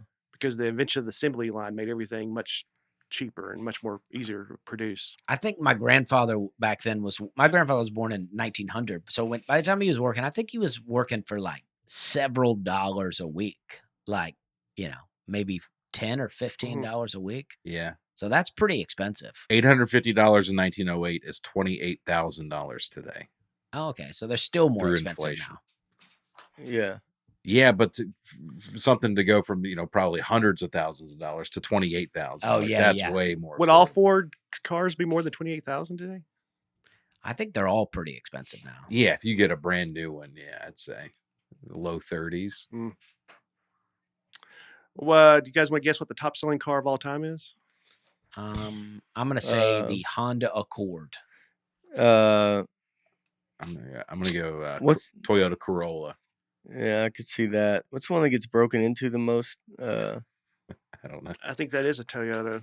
Yeah, it might be a Corolla, or it might be Camry. Oh, Toyota Camry. Camry's a good one. Yeah. Is it a Corolla or Camry? I say Camry. Camry is nicer. It's Corolla. Oh, okay. But you broken into a lot? I think the most commonly sold car is Toyota Corolla. Somewhere I have on here the most broken into car. Oh, Toyota Corolla is the most sold? I drove a Toyota Corolla to here today. Oh, yeah? Yeah. See? I love that car. We call it the Zipper. Yeah. And we don't care about it at all. And you can really zip around in it. Uh-huh. That's a crashing into stuff. Yeah. I mean, I try to not dent it up, but it is nice to. You just flip it. Yeah. Get a ride home. Yeah.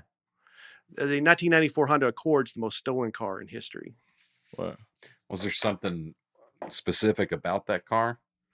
I don't know. It's a good car. I guess the type of guy you want to rob from. That's the car they drive. Probably was just easy to take, or maybe they were everywhere. Yeah. Easy to break into. So new car smell. You guys a fan of new car smell? Yeah. Yeah. It's great. Who isn't? Yeah. China's not. Yeah. That's who's not. 1 billion people. Yeah. In China, they don't want any smell. So if a car has new car smell, they don't want it. They think it's repugnant. Oh. So what do they do? They just try to get it out. I can't imagine all Chinese people feel that way, though. Well, I'm not saying all. I think there's a lot of air pollution over there. I think they're dealing with a lot of smells. Yeah, but here they'll try to put it in the new car smell if it exists. I sprayed many a new car smell sprays in my not new car. Yeah, but it's actually bad for you. A long exposure to it could lead to cancer. Yeah, how long exposure? Like, how long would you be exposed to it? Oh, no. All chemicals are bad though, like that. All like plug-ins and Febreze and all that's bad to breathe in. Yeah. Household cleaning chemical. They say like cleaning chemicals are worse on your lungs than cigarettes. Oh. Yeah. I did maybe the cigarette company put that out. Yeah. It does sound like Philip Morris propaganda right there, dude. I rented a car this weekend or to drive to go down to Huntsville. And it was one where like you get it and the tank's half full. And so then you're like, all right, well, does anybody know that? You're like, does someone there know that it's half full? And then it also smelled like cigarettes. Oh, yeah. Like hard. Yeah. Where you were like, so we had to spend a whole day of just like door open, everything. Was this like a churro thing? No, it was like Enterprise or something. Really? Wow. Yeah. Yeah, but dude, it's not pretty good about it.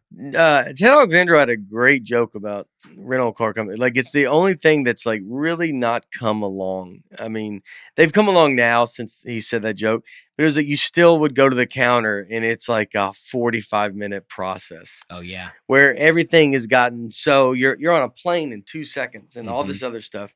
But like a rental car is the only one that's like, well, we need to see everything. Well, they've really expedited it now. I can walk right to the car now. Yeah. Yeah. Yeah. Enterprise is pretty fast. If you go like budget, it's I had to graduate out of budget because I was like, I don't have the time. Just don't have the time. Well, now Turo is like, a popular thing. But I read some of the Airbnbs are going down too. That's what they say. I still use them a lot. Yeah. But people are unhappy with them. It's too much. Like, you got to clean the house. Like, people like want a hotel where they can leave. Yeah. You can just leave. Exactly. When I'm at an Airbnb and they're like, please take out the trash, wash the dishes. I'm like, nah. That's why I rented this for me. Yeah. I'm not gonna wreck the place. And you're like, I'll pay for housekeeping to do something, but I'm not gonna. Yeah, don't have me running the errands around here. You may check the mail. Yeah. And you probably have to, if you're there for a week, you will have to take the trash out. But when you're done, you're like, yeah, we're leaving.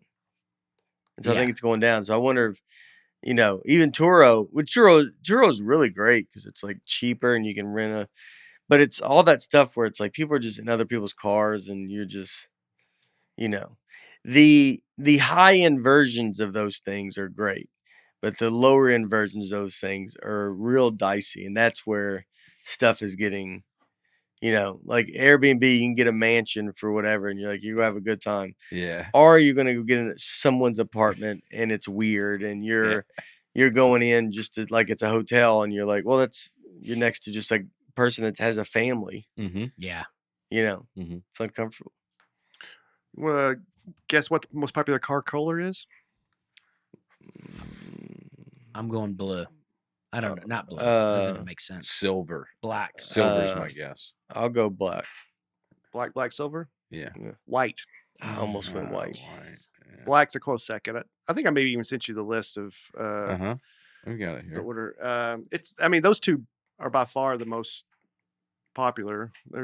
And then in gray. They used to say if you had a red car, your insurance would be more expensive. Yeah. Mm-hmm. Why is that? I don't know. Because it seems like it's a sports car. Because you're the kind of guy, if you have a red car, you're going to drive it. I can see that. Yeah. Really profiling people based on the color of their car. Mm-hmm. And that's, I like that. Like you have a brown car, they're like, you don't even need insurance. They go, if you get hit, it's fine. You're doing yourself a favor picking a brown color. They say, I hope it got totaled. That's what they say. Yeah. I remember wanting a car to get totaled. Laura had a Honda Accord, and we had it at the beginning of comedy and all this. The white one? The white one. Yeah. Everybody's rode in this car. And we're driving home. We hit a deer. And I remember it was like, you just want the car to be totaled. And then someone's like, it's not. And you're like, oh. Yeah. And then you're like, you're paying for all this stuff. So you're like, it would be fun to go pick a new car out. But then you're like, it's never going to run. It's going to be different, I think. But it actually ran fine. It was, some of them you're like, I don't know what totaled is then. Because sometimes it could look like nothing and it's totaled. Or it can look like everything and they're like, no, it's fine. I thought totaled by definition means the cost to repair it is more than the value of it. Yeah, I think so. Yeah. So they don't really care what it looks like. They're like, now you better bungee that door on. Yeah. Yeah. I had a situation like that too. When I first started selling pesticides, I worked for a year. I was driving a 1982 Buick LeSabre, real huge car. And then I bought a rental car. I had no credit and I couldn't get anyone to give me a loan. And finally, a rental car company sold me a Dodge Avenger. I bought it, and then my job changed. They completely changed the job on me. They laid off half the company. I picked up all these things, and then I flooded the car. I drove into some water and flooded it, and I was like, if this car gets totaled, I'm quitting this job.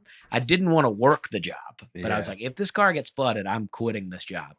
And then they didn't total the car. So I kept the job for like 4 more years and then ended up getting another car, carrying over a negative equity. I was in so much debt for all these raggedy cars, working a job I hated. It was the worst. Yeah. I sold that car and had to still spend money to get out of debt. Yeah. But it was the greatest day of my life. No one, when you said, like, if this car's totaled, I'm going to quit this job, no one expected you to follow up. I then worked 4 more years. I know. I know. That's a long time I know. for, I was so trapped and I could not figure it out because I was drinking. So I was also drunk half the time.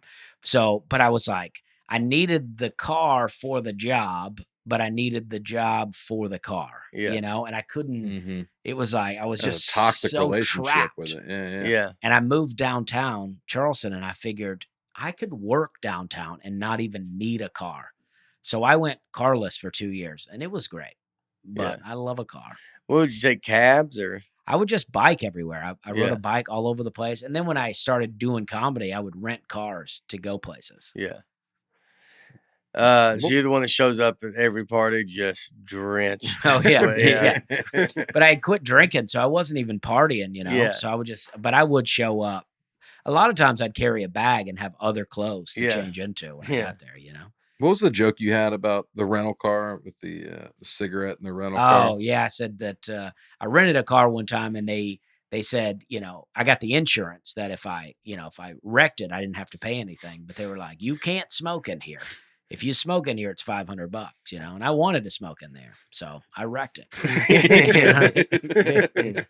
You just smoke in the car and then total it. That's hilarious, man. I might have just heard that joke on Sirius. Did you? Yeah. Not from me. Is it? It's not on Sirius? I don't know. I think there are some jokes from me on Sirius that I don't know about. Oh, yeah. Maybe I didn't. Maybe I heard of something else. I have to think it'd be odd if you heard Dusty on Sirius and didn't remember that it was him. No. I remember a joke about rental car. I heard something else, too. Another joke someone had about a totaling car. Like, you can total the car for $11. Oh, yeah. And, like, I mean, it's probably a lot of comics have rented cars and been in that situation. Yeah, it's not. It wasn't like the same joke, but Yeah. it's like, like I want to smoke cigarettes in here. Yeah. Smoking and driving was always the best. Yeah. I mean, if you're a cigarette smoker and you don't smoke in the car, I don't get it. I mean, I love it. You experienced it this weekend. Yeah. It just ruins the car, though. Too. It does, but it takes over the whole car. If you can have a car, I think that you're just like, I don't, it's your car. Yeah. And you could be like, I'm sure, I wonder if people have like their smoking car. And then they're like a smoking jacket, but a whole car. But they have a car that's like maybe an old beat up car that you're like, I drive this around. It's my car. I'm sure like if you have two, a lot of people probably have 2 cars. You could have one that's like whoever the smoker is smokes in it, and then the other one is like, all right, we got people coming over. Oh yeah.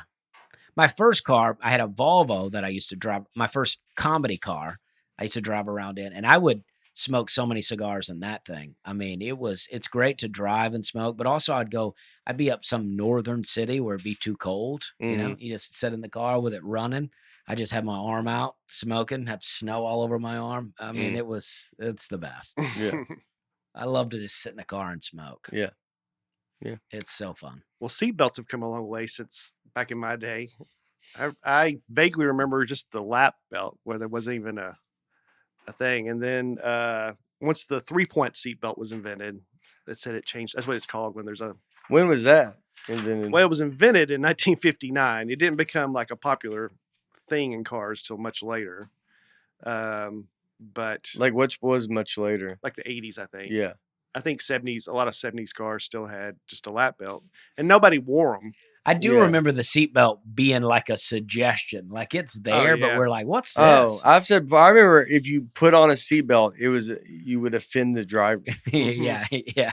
I mean, that's hilarious. I remember really growing up, and if something happened, I'd really want to put the seatbelt on, but I was so nervous because I think I didn't want the person. I still to this day, like if I'm in a car, like a Uber or something, and like I'm in the back and say I'm gonna buckle up, I try to do it where there's a loud noise where the guy doesn't hear it, because I think it's the guy like maybe made a turn or something, and then I put it on, and then it's like it's like a direct like challenge to him.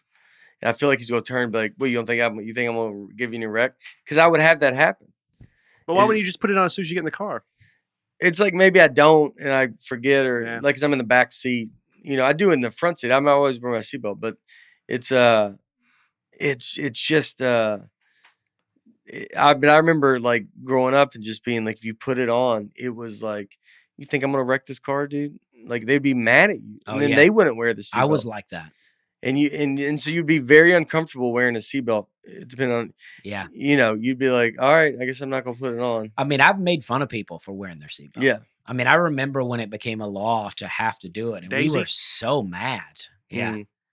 Well, you know, you made fun of your daughter. Car seats. I mean, you know, like when you leave the hospital now with a baby, they make sure you have a car seat. Oh, apparently, when I was a kid, there wasn't even car seats. They didn't. My mom. Yeah. When I was 21 months old, my mom left me standing in the front seat of a car, and I pulled it into drive and drove it into a pond. You've been in water in cars a lot. History. Yeah. I mean, I don't remember it, but my family talks about that story all the time. I drove through 2 barbed wire fences, went in between these trees that closed the door, and I crashed into a pond. Oh, and my mom can't swim. She had to run down and get me out of there. And I was fine. Did the car sink? Yeah, the car. They did total that car. The first seatbelt law in the state of Alabama was 1991. Yeah. So I was 9 years old. So in 1973, the National Highway Traffic Safety Administration required all new cars to have a seatbelt interlock mechanism where you can't start the car until you got your seatbelt on. And that quickly, nobody was on board with that. So that quickly... that's crazy. Trying to do that to 1973 people is crazy. Yeah. Like that's 1973 people were like, no. Yeah, they're like, we just talked about 1973 people. They named their kid that long name, Jacob, Jan, Grady, John, Michael. That's a 1973 person that's like, you ain't telling me what to do. Yeah, they're like, my hands are full with all this beer to be fastened in a seatbelt. Dude, there's a video going around of a small town in Arkansas the first year that they made drinking and driving illegal. People's reactions are so funny, dude. I love that. It's just this guy in a truck going, it's like living in a communist country now. I mean, it's crazy country you live in. You work for 12 hours. You can't get in the car and have 1 or 2 beers on the way. It's wild. I agree with that guy. And then look where it's gone since that law. It's all gone downhill. Yeah. He was right all along. Yeah, it's a tough look. No one thinks anybody should drink and drive at all. So it's the most horrible thing in the world. But it's like, to that person's like, yeah, I'm not. You know, I have a beer on the way home. Home from work. It's like, I got an hour drive home, and I've been working all day. I just want 1 beer, maybe 2. Yeah, and then it becomes 12, 13 after that, real quick. Well, then they required all cars just to have seatbelts. And Ronald Reagan ran for president in 1980 on deregulation. So when he took office, he revoked that law, saying you don't have to do it. But then the insurance company sued because they said it's safer if you got a seatbelt. And it went all the way to Supreme Court. Supreme Court ruled in favor of the insurance companies. So that's when all cars started to have seatbelts. Mm-hmm. First seatbelt law was 1985 in New York. I don't like the beeping on the seatbelt. Nah. We had a car that, like, recently, like, it's still around. We gave it to like my nephew might have it now, but it was like, it just, for some reason, it was an Infinity. It just, the seatbelt won't beep when you don't have it off. It's the only car I've been in a long time, and so it's like amazing because everyone does. And some reason that it's like an old school, and it doesn't beep. There's probably a way to turn that off if you know how to. If you know how to do it. This one was off, but I mean, it never had it on, and it wasn't like a super old. It wasn't like an old Infinity. It was maybe a 2019 or something like, but it was. It never had it on, and then it was like, because like going through parking lots and like that kind of stuff, where you're just not putting your seatbelt on for like 2 seconds. Mm-hmm. It's so great. Yeah. My mom had a car where you could you open the door and then the seatbelt runs, and then when you close it, it puts it. I remember that. Yeah. Oh yeah. Yeah, I remember that. I think I might have had one. That felt pretty fancy. I mean, it was annoying. It was very fancy. You get hung up on it, though. Yeah. Like choke you. It would get annoying. Like you would just get hit by it sometimes. Like you like bend down to grab something and just get jerked back. Yeah. But it was very cool. Buick Regal, I think, was my first car that had power windows. Okay. And I remember having that. I was probably right when I started dating Laura. So I was 21. Buick Regal. That's what Tupac talked about, a Buick Regal in a song, didn't he? I don't know. That's why I got it. We called it the real car. Because Mr. Regal in wrestling was the real man's man. So we called it the real car. Most of your cars had names, sounds like. Yeah, those did. Not anymore, but back then, when your car was kind of beat up, you had to add something to it. The nicer the car is, the less likely you are to name. Yeah, you got to have a little. When you got something that's a little beat up, you're like, Betsy. It deserves a name. That's true. And I was going to ask you, even you, but Dusty's, I'm sure, has many examples of it. Been in a wreck where your airbag's gone off. I've never had the airbags deployed. I haven't either. I've been in wrecks where they probably should have been, but the car was not nice enough to work. My Buick Regal was totaled, and I love that car. And I got hit, T-boned. Someone ran an intersection and hit me. But I don't know if it even had airbags or. Well, my car flipped for sure. They came out. Yeah. Okay. I hope they did. Yeah. I was totally fine. I mean, I think I rolled the car completely one time because both of the side mirrors were broken off, but it landed on the roof. I mean, I was totally fine. Well, when you were a baby, if that airbag would have came out, it would have been not good. Yeah, that's what they say. Like the pond was the only thing that saved me. They said, like if I had hit one of those trees, I probably would have went into the windshield. Yeah. Well, were you wearing your seatbelt though when your car flipped? No. Were you drinking at 21 months old? Tough to say. I don't know. You know, that was probably, in Alabama. 21's 21. Yeah, exactly. That was the time where if the kid probably put a little brandy in the kid's mouth, calm it down a bit. Yeah, different times. And my mom did drink a bit back in the day, so who knows? Yeah, you remember just thinking as a 21 old, you go, I think I could drive this car. Yeah, I mean, I don't know. I mean, that's what they just told me. I walked over, grabbed it, pulled it into drive, and that's before you had to push the brake in to get it out of gear. Yeah. Your mom watched it. Dustin. Yeah. Come on back here with that car. Yeah. I was in the Dustin Slay. She's your full name. Yeah. Oh, Dustin Richard Slay. They say that was the nicest car they ever owned. That I wrecked. Oh, awfully convenient for the story, but that was the nicest car they ever had. Yeah. You know? Well, I mean, it had we power. Could probably go look at it. It was like a the bottom of that Buick 88 or something is what it was called. Yeah. 98 maybe. It was that wasn't the year of the car. Delta 88. Yeah, that's it. And it had power windows. Yeah. When were you born? 86? 82. 82. So that wasn't the year of the car. That was Oldsmobile 88. Yeah. And they had they said when the insurance guy was out to see if he was probably the total ninth generation. The windshield wipers just came on out of nowhere. Oh yeah. Yeah. I didn't know this. Your airbags will go off different if you have a seatbelt on. You got to be going faster before your airbags go off than if you don't have a seatbelt on. Oh. So if you had a wall, like a brick wall, and you don't have a seatbelt on, it'll go off if you're going 10 to 12 miles per hour. Oh, okay. But if you had your seatbelt on, you'd have to be going 16 miles per hour before they deploy. Interesting. Because the seatbelt would save you. I was at a wreck once with my brother. He was probably 17, which means I was 12 or 13. And he hit this car in front of him. And that car hit the car in front of it. So it's a 3-car wreck. So we all pull over. The first car he hit was this elderly couple. They were in their 90s. Wow. They had bought a new car that morning. Their first new car that they'd ever bought. Yeah. So oh my gosh. The oldest couple you've ever seen gets out of the car. My brother's like, oh no, dude. Now the woman in front of him that they hit, she gets out and she looks at our cars. She goes, I'm going to tell y'all something.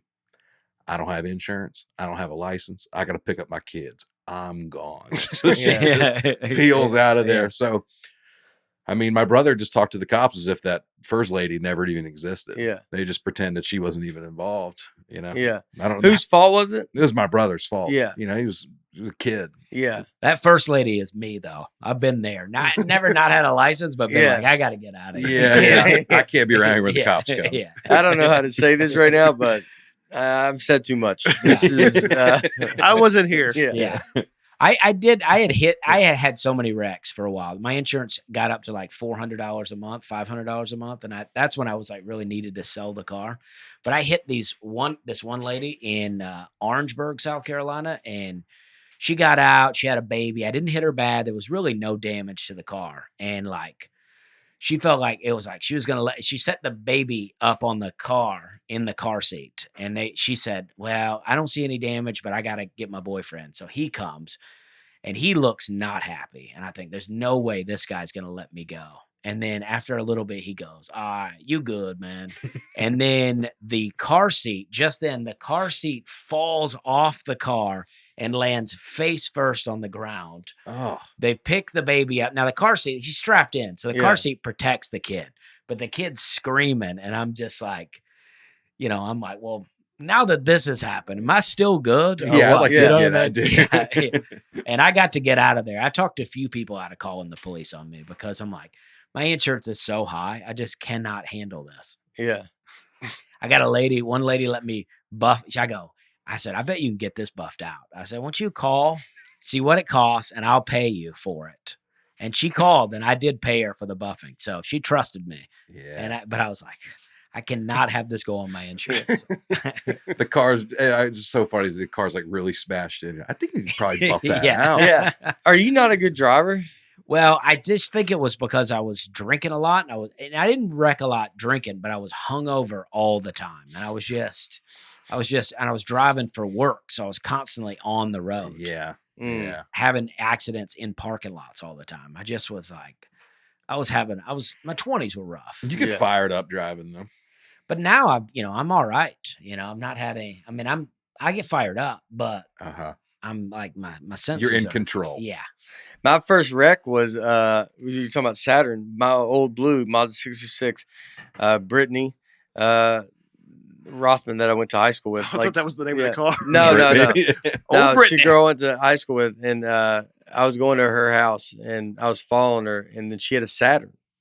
She had like a brand new Saturn, which was was a cool car because it was brand new. Depending on the model. Yeah, and then and then I like hit her in the back, rear-ended, and then I remember I had a big dent in the front of my car, and her car was like, because it was like a newer car that was like that plastic. Oh, the gray bumpers. Yeah.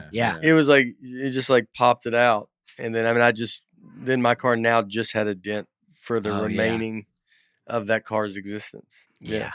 Yeah, I mean the Saturn had the plastic ones that could pop out, and then they had gray. They called them 15 mile per hour or 5 mile per hour bumpers. That if you got hit 5 miles per hour or less, it wouldn't do anything to the car. Yeah, it's pretty good. That car was what I drove the majority of my drinking and driving days, and it was a lifesaver. Yeah, 'cause I bumped a lot of stuff. That's what Saturn should have said, and they'd probably still be in business. Yeah, yeah. The car for the drinker and driver. Yeah. Go to this town that you see this video. It's all Saturns. It's like bumper cars. You're just trying to get home from work. You're in a rural area, have no cabs around. Before Uber invented. But yeah.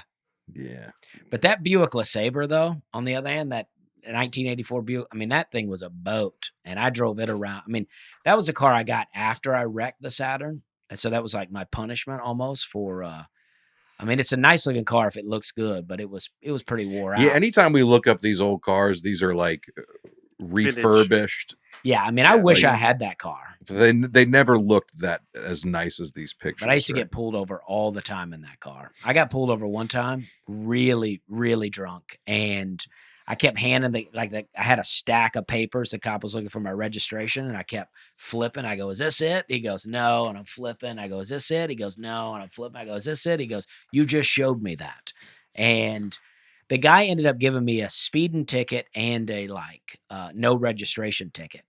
And I was so thankful to him that my friend was like, "Don't be that thankful. You seem guilty because he just gave you a ticket." But he put my court date so far out that when I went to court, he had left the force. So I got completely out of it. I think this guy was fed up being a cop. And he's like, I know this guy is an endanger to everyone, but I don't care because I'm quitting. I think that guy was on a 2-week notice. And you maybe have some likability that people just like you and they go, all right.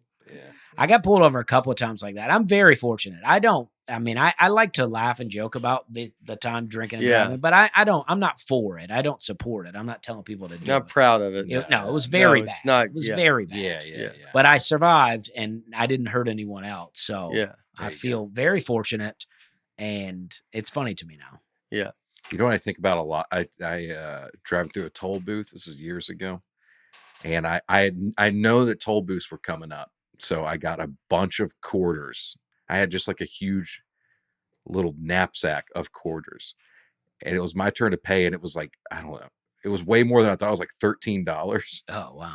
There's a line behind me. So I start counting out like 13. And I just grab a handful of quarters. And I like gave it to the woman. And she's looking through it. She goes, did you count this out, or did you just hand me a handful of quarters? And I just look at her and go, I'm sorry. And I didn't even think of how like rude that was for me to just be like, here, just take this. Just threw it at her. I think about her all the time.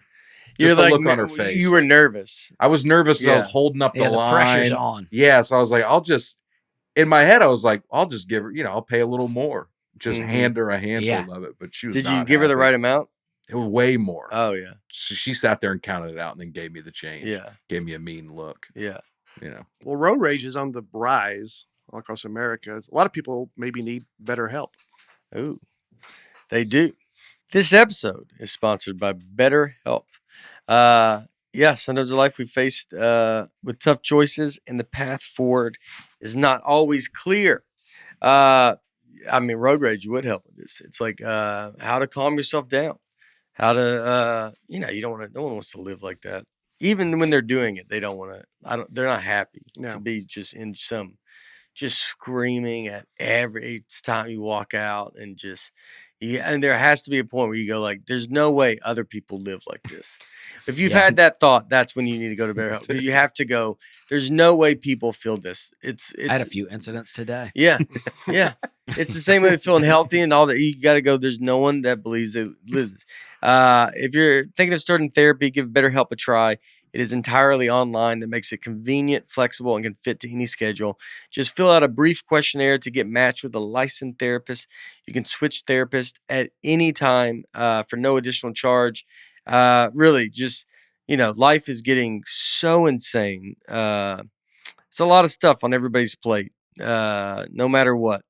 And you better do it better if you can have someone, you can kind of get it off your chest and just handle yourself.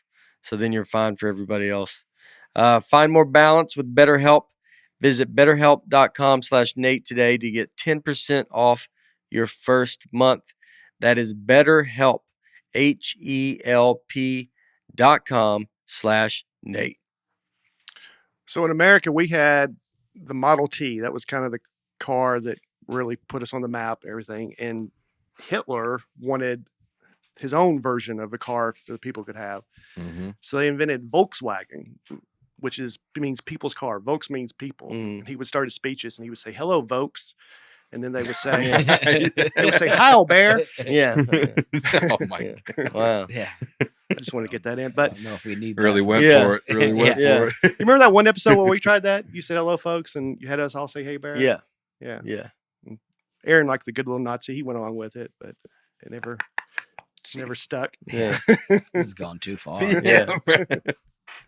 But that's how the Volkswagen Beetle Next came week, from. Brian's not here.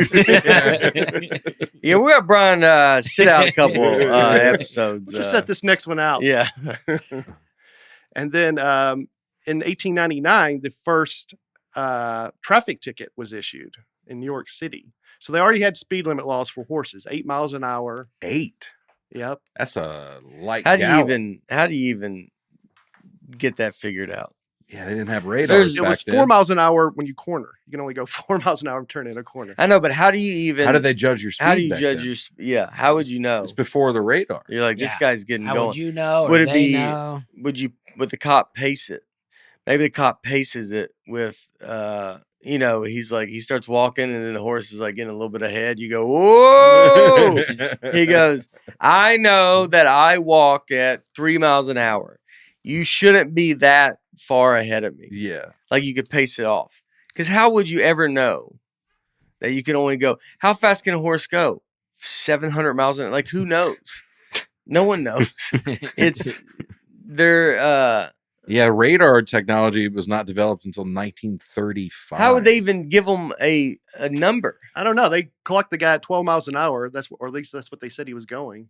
And they arrested him, took him to jail. That means they would have to, like, that's what I'm saying. They'd have to run it. But I mean, I don't even know.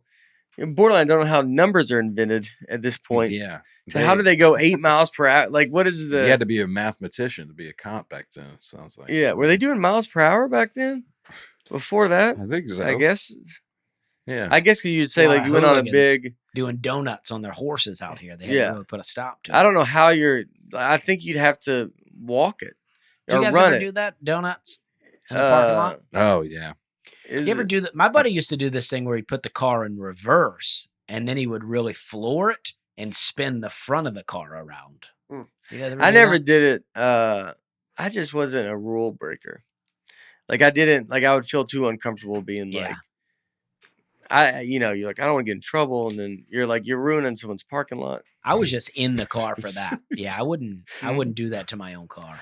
Yeah, ruining someone's parking lot. I was afraid I'd break my car and then not have one.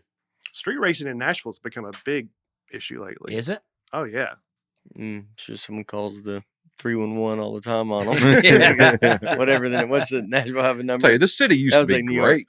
He goes, "Hi, Brian Bates again. Yeah, I'm here some loud revving up, and I'm trying to go to bed, sir. It's 8:00. So I'm trying to get me down for a nap." Miles per hour first came into common usage with the regular stagecoaches in the 18th century, as running the stages on time required a timetable. So miles per hour is used in 1700s. But I mean, how, like, so you're a regular person. You're me. Yeah. I'm on a horse, and you can't go 8 miles per hour. How are they even remotely, like, when the cop goes, I got you going this amount of speed. Back then, you're like, what have you just said? I don't think I was. Maybe they had a distance measured out where they were like, we know from here to here is a quarter mile, and it took you this long to get there. And they just were, they knew the math. But you got to follow. I mean, that means your speed traps are long. I think the speed trap is, they just kind of feel you're going a little, they just kind of know what the right speed looks like. Yeah. And they just kind of feel it out. Yeah. It has to be how they do it. Yeah, and they go, whoa, and that's where the whoa comes from. Whoa. Yeah.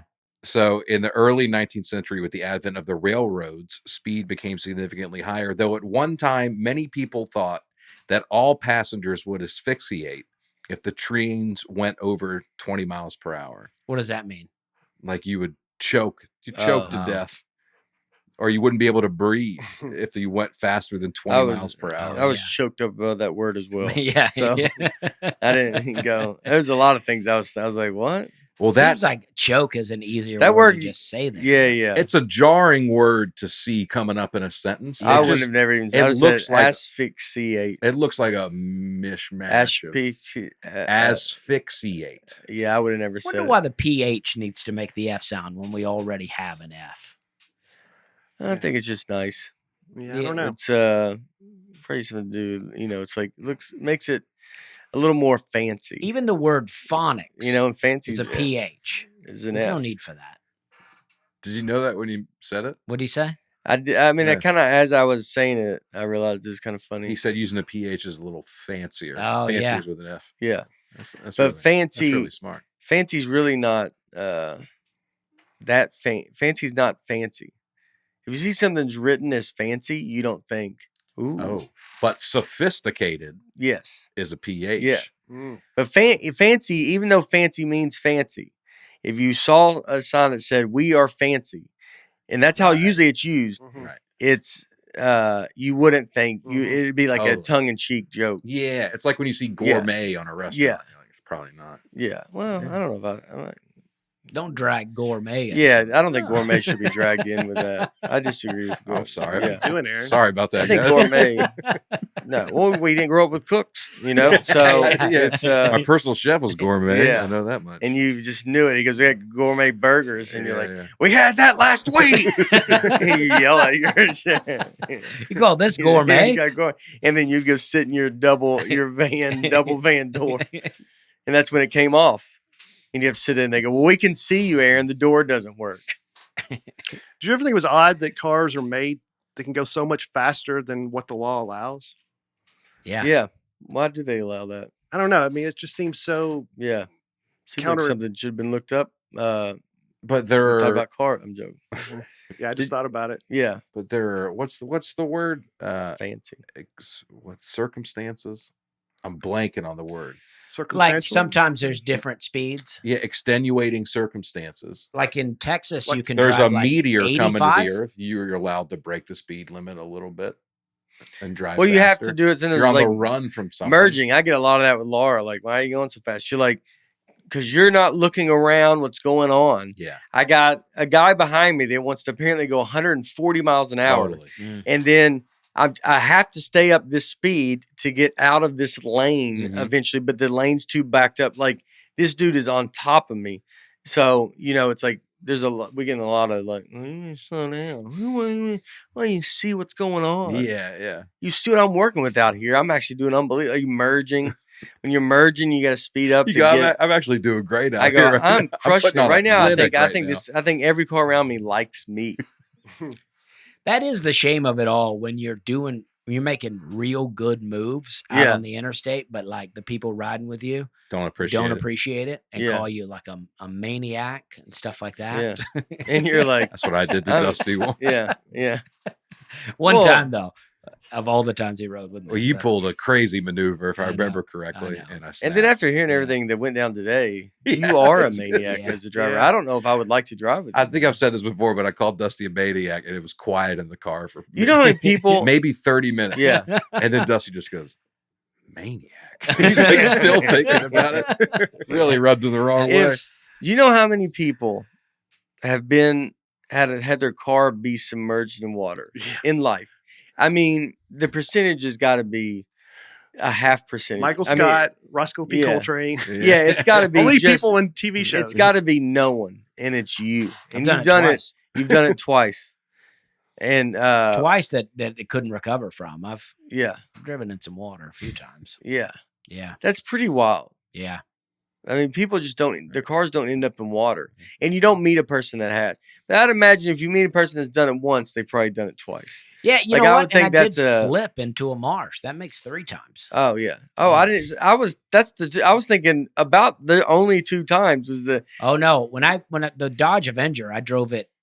Charleston had really flooded, and it was nighttime, and I Yeah. drove Yeah. into some. Oh, I drove Well, into don't some water. blame the topography of the Yeah. city you're in. Charleston's Yeah. near the ocean. Yeah. Yeah. It's a wet city. Global Yeah, you warming Probably blame I- me. Yeah. really got it going. I The drove ice the car. caps. I drove the car into water, and they wouldn't. The tow truck company wouldn't come tow the car as long as it was in the water. So I went to this pizza place where all these college students were at. You had to get out and walk in the water. Yeah. Like, just how deep was it? It was like knee high. Yeah. The whole place was flooded. I went to this brutal. pizza place and I told them that I would buy them beer, a few pitchers of beer, if they would help me push the car out. So we pushed it out. The tow truck came, took the car, and we went back to the pizza place and drank. And without realizing that I didn't like have a way home. Yeah. And I just got a ride home with a stranger, and it was great. I And mean, you had to buy. yeah, I bought pitchers for people, and we Yeah. just sat in at Norm's Pizza Place in downtown Charleston and And drank. just and- had a good time. yeah, my car's gone. I'm like just drinking my problems Mhm. away. Yeah. Your life falling apart behind you. yeah. Yeah. Yeah. Yeah. I have another car question. Yeah. So tires, get flat tires. Why is it a tire just made completely of rubber? What do you mean? Well, there's air in it. What if it was just all rubber? Then you never have flat tire. I think it would be real rough. Yeah. It would be like when you're Oh, like cushiony, like a shoe, Yeah. like a sole. Like once it pierces a certain way, then you're going to have a flat tire because then the air comes out. But if it was all rubber, what would happen? What if they've never thought about that and they go, huh? yeah. Yeah, we Right should now, try some that. guy's like, Yeah, why don't we do that? I bet it tears apart immediately. I think it just would be too rough. Like when you're driving, it'd just be like any bump you hit. That's what I think. The air absorbs shock and provides a way smoother ride than it would be if it were a solid. I bet you could do that. Yeah, I think I've come up with something. Now they have the fix, like these tires that are supposed to be like they kind of can get flats. I've got a lot of flats, a lot of construction going on in Nashville.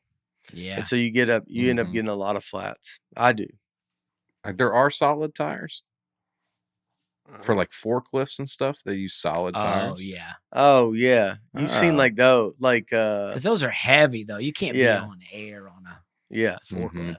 You can't. Yeah, you don't be at a forklift like pull it into a gas station, put air in there. Just you got to be there for 3 hours.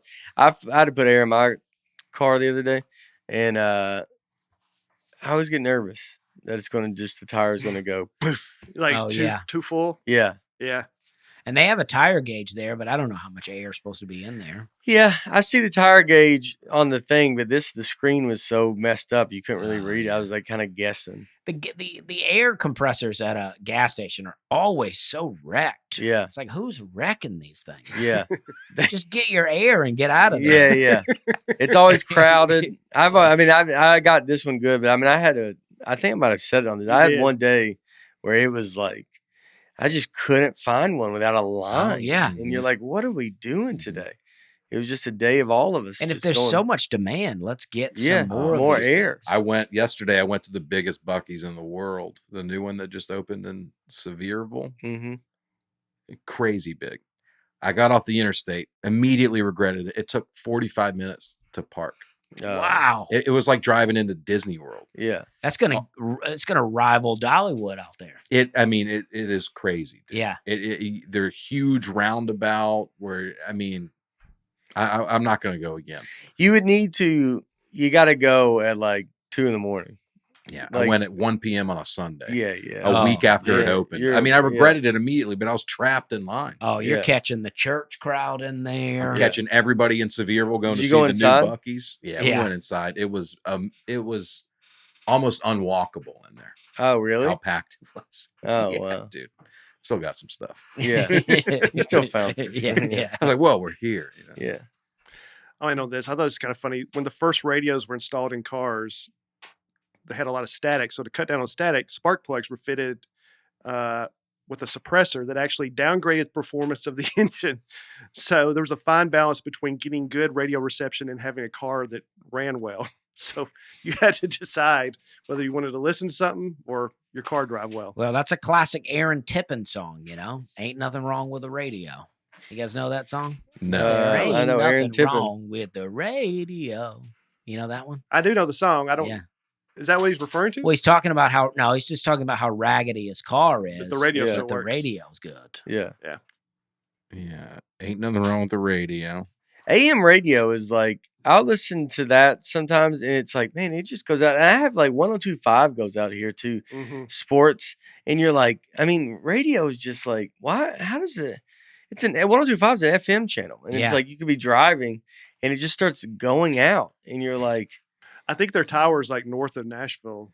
So it's just at this point, you're like, radio is going to just do itself out with going, it can't get anywhere. Yeah, between commercials and Sirius the weak signal. How did Sirius? They were supposed to be no commercials was the deal, and they could go on long stretches, but it's a lot of commercials. Talk radio, talk radio is the worst. But Sirius was supposed to be like, well, you're paying. Well, commercials they're sneaking their way back everywhere. Even even like Netflix is talking about having ads now. Yeah, Hulu has ads. Everywhere. I don't think they can make enough money with just subscribers. But I feel like they could, but they're putting out too much stuff. But then, like, I guess too many people are watching stuff. Mm-hmm. Yeah. Aaron Tippin performed the song "There Ain't Nothing Wrong with the Radio" with Alvin and the Chipmunks on their 1992 album "Chipmunks in Low Places." In this version, Simon repeatedly attempts to correct the song's grammar, singing "There isn't anything wrong with the radio." Tippin then explains that the song is supposed to have grammatical errors because it's country.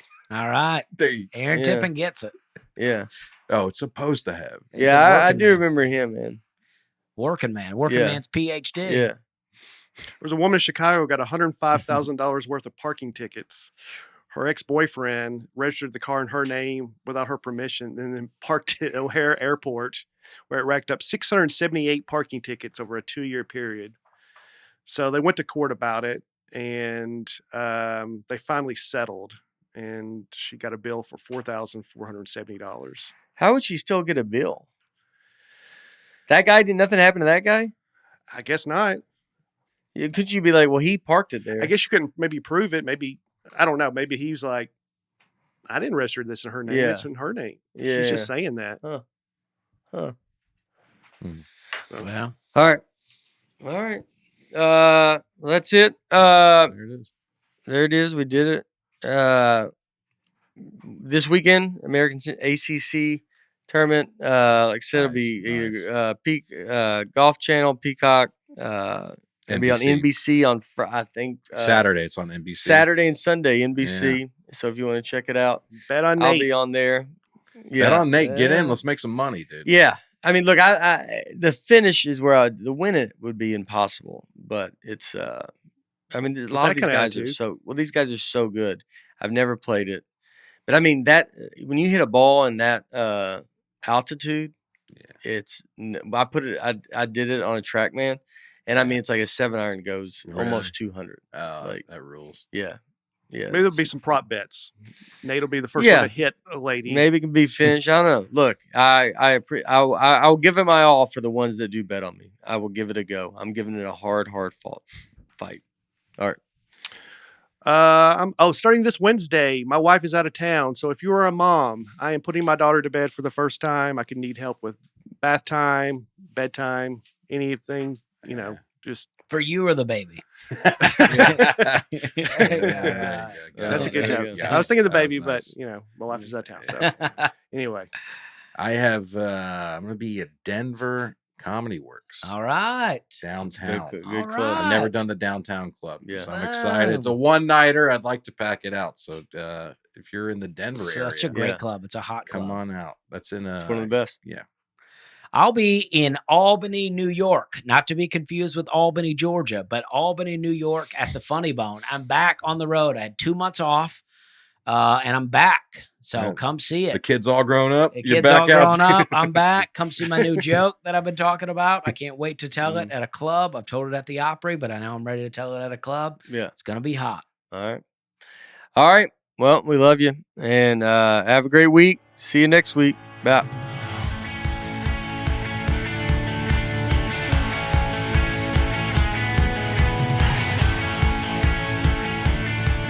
Nateland is produced by Nateland Productions and by me, Nate Bargatze, and my wife Laura on the Audio Boom platform.